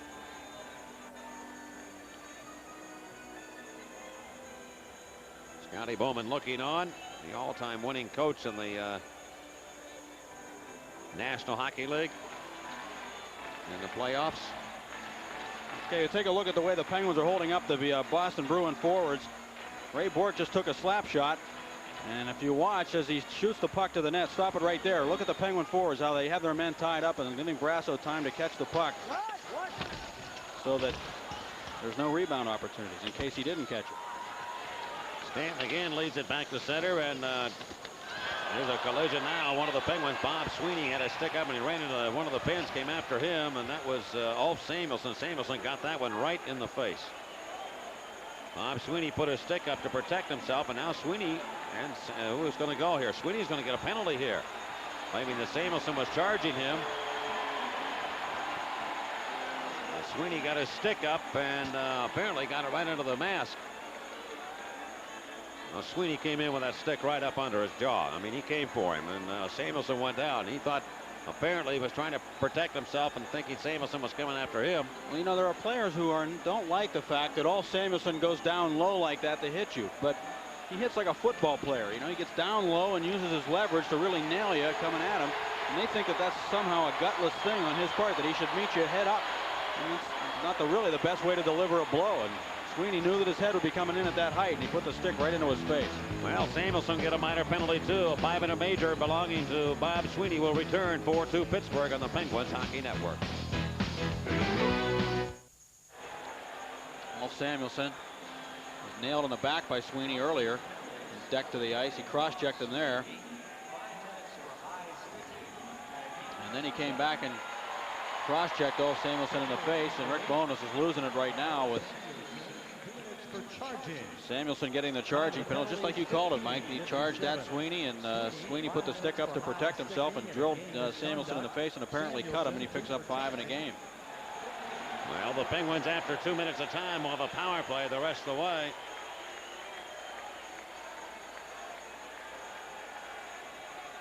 And so it'll be 4-on-4 hockey right now with 4:03 left here in the third period.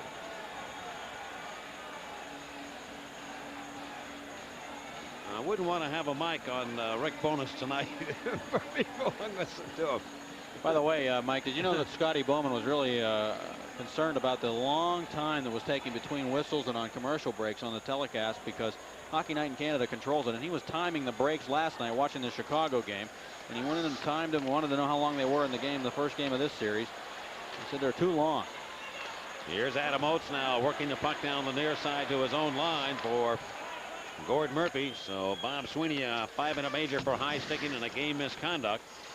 And they're at 4 side right now for the next 2 minutes, and the Penguins will get a power play here in this third period. And Gord Murphy returning. Bruin defenseman. Bruins had the opening goal. The Penguins bounce back to take a 2-1 first period lead, led 3-1 at the end of 2, and now have a 4-2 advantage over the Bruins. And the Bruins enter the Penguins in offside. And Ruzicka coming out of the gate now with Ted Donato for the Bruins. They'll be the two forwards up front as Juneau and Adam Oates will sit down.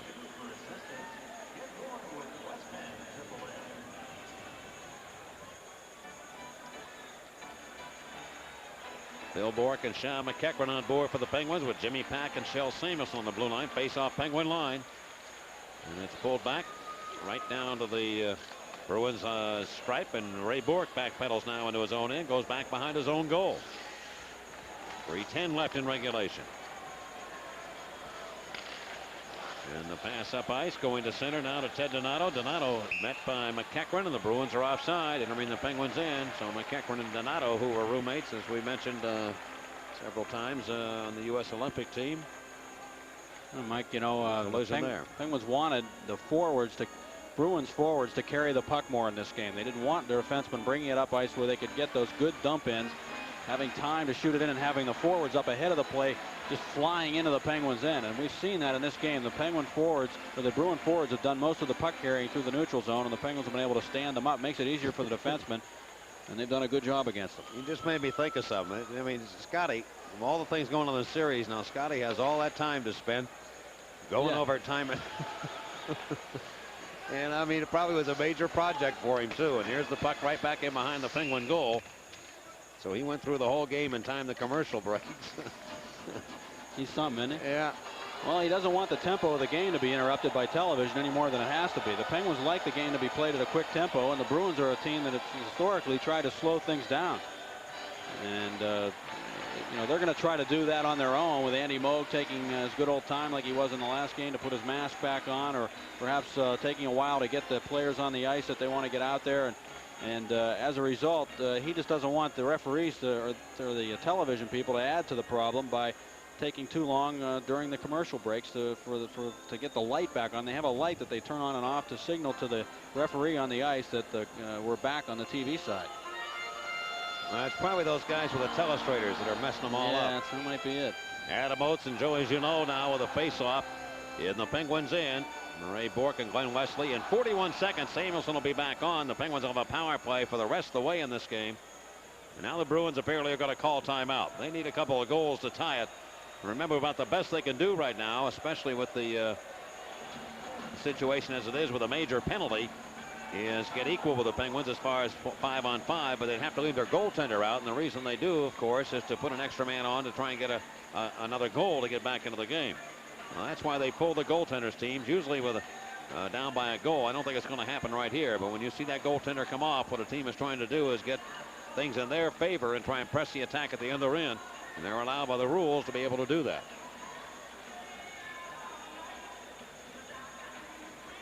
Kenny Flager, the trainer for the Bruins. Kenny Flager goes back. I'll have to talk with him. He was the trainer in Salt Lake City in the old Western Hockey League, and I think Seattle and Phoenix in the World Hockey. He's been around sometime. And the Pens GM, Craig Patrick, looks on. Andy Moog is going to come off. They're going to pull him off right now.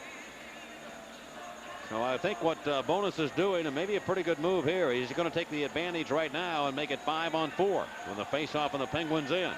Pretty bold move with 2:44 left and down by 2. He wants his power play situation right now with the man advantage. It's not a power play, but it's the extra man on. So Oates, Glenn Murray, Joe Juneau. He says, hey, I don't want to play at equal strength. If I'm going to use this advantage to pull him out, I'm going to do it right now. But the Penguins, I know I've scored more goals than any team in the playoffs so far this year on empty netters, and they've got the big guns that can do it. And now Lemieux directing traffic. What do you want to happen on this faceoff? Face-off to the right of Barrasso. And kicked away goes to Adam Oates. And Oates over to the left side, right by Raymond Bourque. And Ronnie Francis after him, trying to get by him. Slow down. Francis dives at it. Loose puck. And Raymond Bourque's going to go over and get it. And Francis lost his stick. Lemieux after got it in front. He tries to shoot it. And puts it towards the goal. And it's off the body of Raymond Bourque. Lemieux almost made a fabulous play there. The Bruins sneak it back into the Penguins in. It comes off the far side. 20 seconds to go on the Samuelson penalty. Then he'll be on. And the Penguins will not be short-handed. Glenn Murray tried to work it down the wood in the Penguins end. Ronnie Francis took it away. 4-2 the score. The Penguins with the advantage. But the Bruins stick handled neatly, and that's Adam Oates in the left wing corner. Oates with it. Remember, Samuelson ready to come on. He's on now, and a shot left point by the Bruins. Wesley stopped. Here's Samuelson wide open at center. Lemieux plays it up the boards. Samuelson can't touch it. It'll be a two-line pass, and it goes deep into the Bruins end. Ray Bourque will touch it, and we get an icing call. Now, there's a case there where Ulf Samuelson probably should have touched the puck. And the reason that is, instead of having the icing call with a face-off only 25 feet away from your net, you'd have it out by the blue line some 60 feet away. And you're just ingrained not to, I mean, it's hard to think that quick when you're getting it. Lemieux try to feather it up off the boards. Again, he knew that Samuelson was going to be coming back on. Mario got knocked down with that scoring chance. Yeah, your program basically is to know that if that puck came across two lines, you don't want to touch it, and that's the first thing that pops into your head. The first thing Ulf Samuelson thought of was that he wanted to get the puck onside. He didn't get it in that situation, and then the next thing he thought of was, I don't want to touch it because I know I'm going to be offside. Yep. So the face-off is 25 feet away now from Tom Barrasso with 1:51 to go, and Andy Moog goes back on the goal. So Bowness taking a little gamble there. Yeah, it was a bold move by Rick Bowness. And I think probably a good one, a very good one. Even though one of the greatest empty netter scorers in the league was on the ice, and certainly Wayne Gretzky and Mario Lemieux would have to be the two most dangerous players we've ever seen with an empty net. They find a way to get to the loose puck and get it into that cage. Ron Francis, Brian Trottier out for the Penguins here, along with Stevens, and it will come off on a heavy shot by Wesley. That's off the mask of Barrasso. Stevens trying to get to it and work it out of the zone. And he finally does. Off the sideboards with 1:40 to go. Now again, you've got to be thinking about Moog coming off, but probably not down to about 1:20 when the Bruins can get it up and into the zone. Here's Gord Murphy cruising to the Penguin line, and he breaks across, and the Bruins are offside. Now Moog shuffles over towards the Bruin bench with 1.5 minutes left. And he's asking Coach Rick Bowness, do you want me to come off now? And Bowness is kind of surveying the scene. Of course, Penguin goaltender Tom Barrasso's not going anywhere. If the Penguins hold on and win this game against the Bruins, they'll have a 2-game-to-none advantage, very similar to what the Bruins had against the Penguins. Well, it is exactly what would be the case. And the Bruins won the first 2 games of the Garden last year in Boston, but the Penguins rallied to win 4 straight and win the series. And if they win here tonight, it'll be 6 straight over the Bruins in the playoffs, 6 straight games.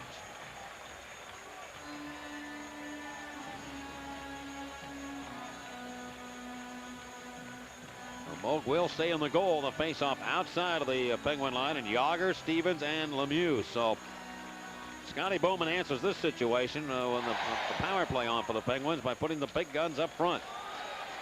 And just almost tempting, saying, want to pull Moog? Well, let's see what happens. And he's got the luxury of doing that with the goal scorers that he has. Adam Oates cutting back into the Penguins in. He left the puck around the corner. Well, Samuelson tried to clear. Oates steals to Junot, and Junot can't make a play. Oates still digging for it, but Lemieux out single handles him. Lemieux has played pretty well with that broken hand here tonight. It comes off to Yager. A goal and an assist for Mario. Yager into the zone now, passing over to Murphy. Goes to Lemieux in a wrist shot attempt, but blocked by the Bruins. Less than a minute to go, and the Bruins now have to think about getting them off of there to even it up and try and get a couple of goals. And Moog will stay in that net. Here's Lemieux hustling back to the Bruins line. Looks right wing. Goes to Stevens. Walks into Yager in front. The pass right by his stick. The Bruins go back with 3 Penguins trapped, and here they come. The Bruins on the attack. Short-handed with 35 seconds to go in the game. Right side, Junot. Boog comes off. And the shot by Junot blocked. Penguins have it. Here's Yager with a chance for the empty netter. Looks for Lemieux. Lemieux takes the pass. He goes to the near side. Now over the right side to Stevens. A shot blocked by Sweeney. Penguins fail to get the empty netter. Yager's off the boards. Turns and shoots it. Blocked by the Bruins. 18 seconds left, and the Penguins are trapped back, and the Bruins storm back to the Penguins in. Donato to the right side. Donato moving in with 10 seconds left, going back behind the Penguin net. Off the far boards, Donato swinging in front of the goal, and it comes right to Ulf Samuelson. Now to Yager, 4 seconds left. He goes to Lemieux. Lemieux with 1 second, shoots and scores. The goal will count, and the Penguins will win it 5-2. Well, stop the press. It's over now. Mario Lemieux. Now they let the time run out, and apparently they're not going to give him the goal. That puck went in before time ran out. I'm telling you, it did. As I look up at the board, and the clock was still ticking down to 0.2 of a second when it went in the net, and the red light went on, and now the blue light has gone on. So apparently they're not going to let that goal count. I believe that goal should be good by Lemieux. It really doesn't matter. But the Penguins have won it here over the Bruins. I just can't give you the exact score. It looked to me as though Lemieux scored before time ran out. He definitely did, Mike. Absolutely. Yep, And 5 tenths of a second. And Lemieux should get credit for that goal, which would be his second. It is going to be a goal by Lemieux. It comes at 19:59. So Lemieux with a pair and an assist. And everybody's scrambling now back at our graphics location to change the score on the TV side. Thank you very much. Very sad. Got that job accomplished. Final score tonight, the Penguins 5 and the Bruins 2 here on the Penguins Hockey Network.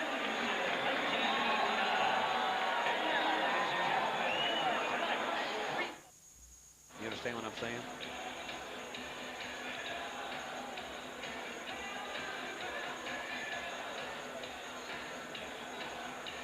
All right, the Iron Man of the game is brought to you by the Pittsburgh Brewing Company, and tonight.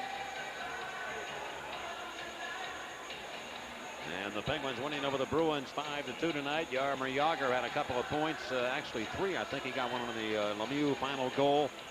And Jaromir with another big game for the Penguins. And just checking to see here. Well, one thing he didn't do, he didn't have the game-winning goal. That belongs to Rick Tocchet. But Jagr had goal number 2 for the Penguins. And a pretty one it was to give the Penguins a lead 2-1. They actually trailed in this hockey game by the score 2-1. He's our Iron Man of the game. Pens win their 4th straight playoff game.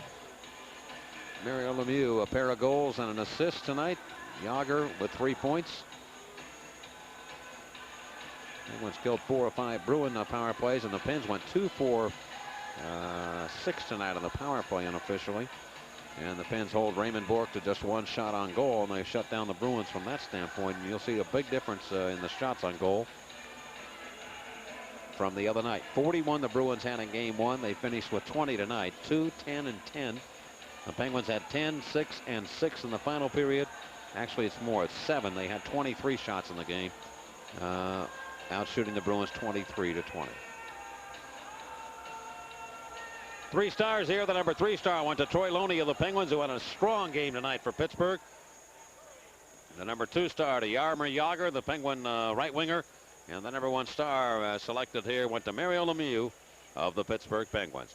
Reminding you that we will be back on the air coming up on Thursday night from the Garden in Boston, game 3 of this series. And the game will be carried on KDKA television. Our broadcast time beginning at 7:30. Final score again before 16,164. The Penguins 5 and the Boston Bruins 2. The Penguins now lead the series 2-0. In this best-of-7 series, you've got to win 4.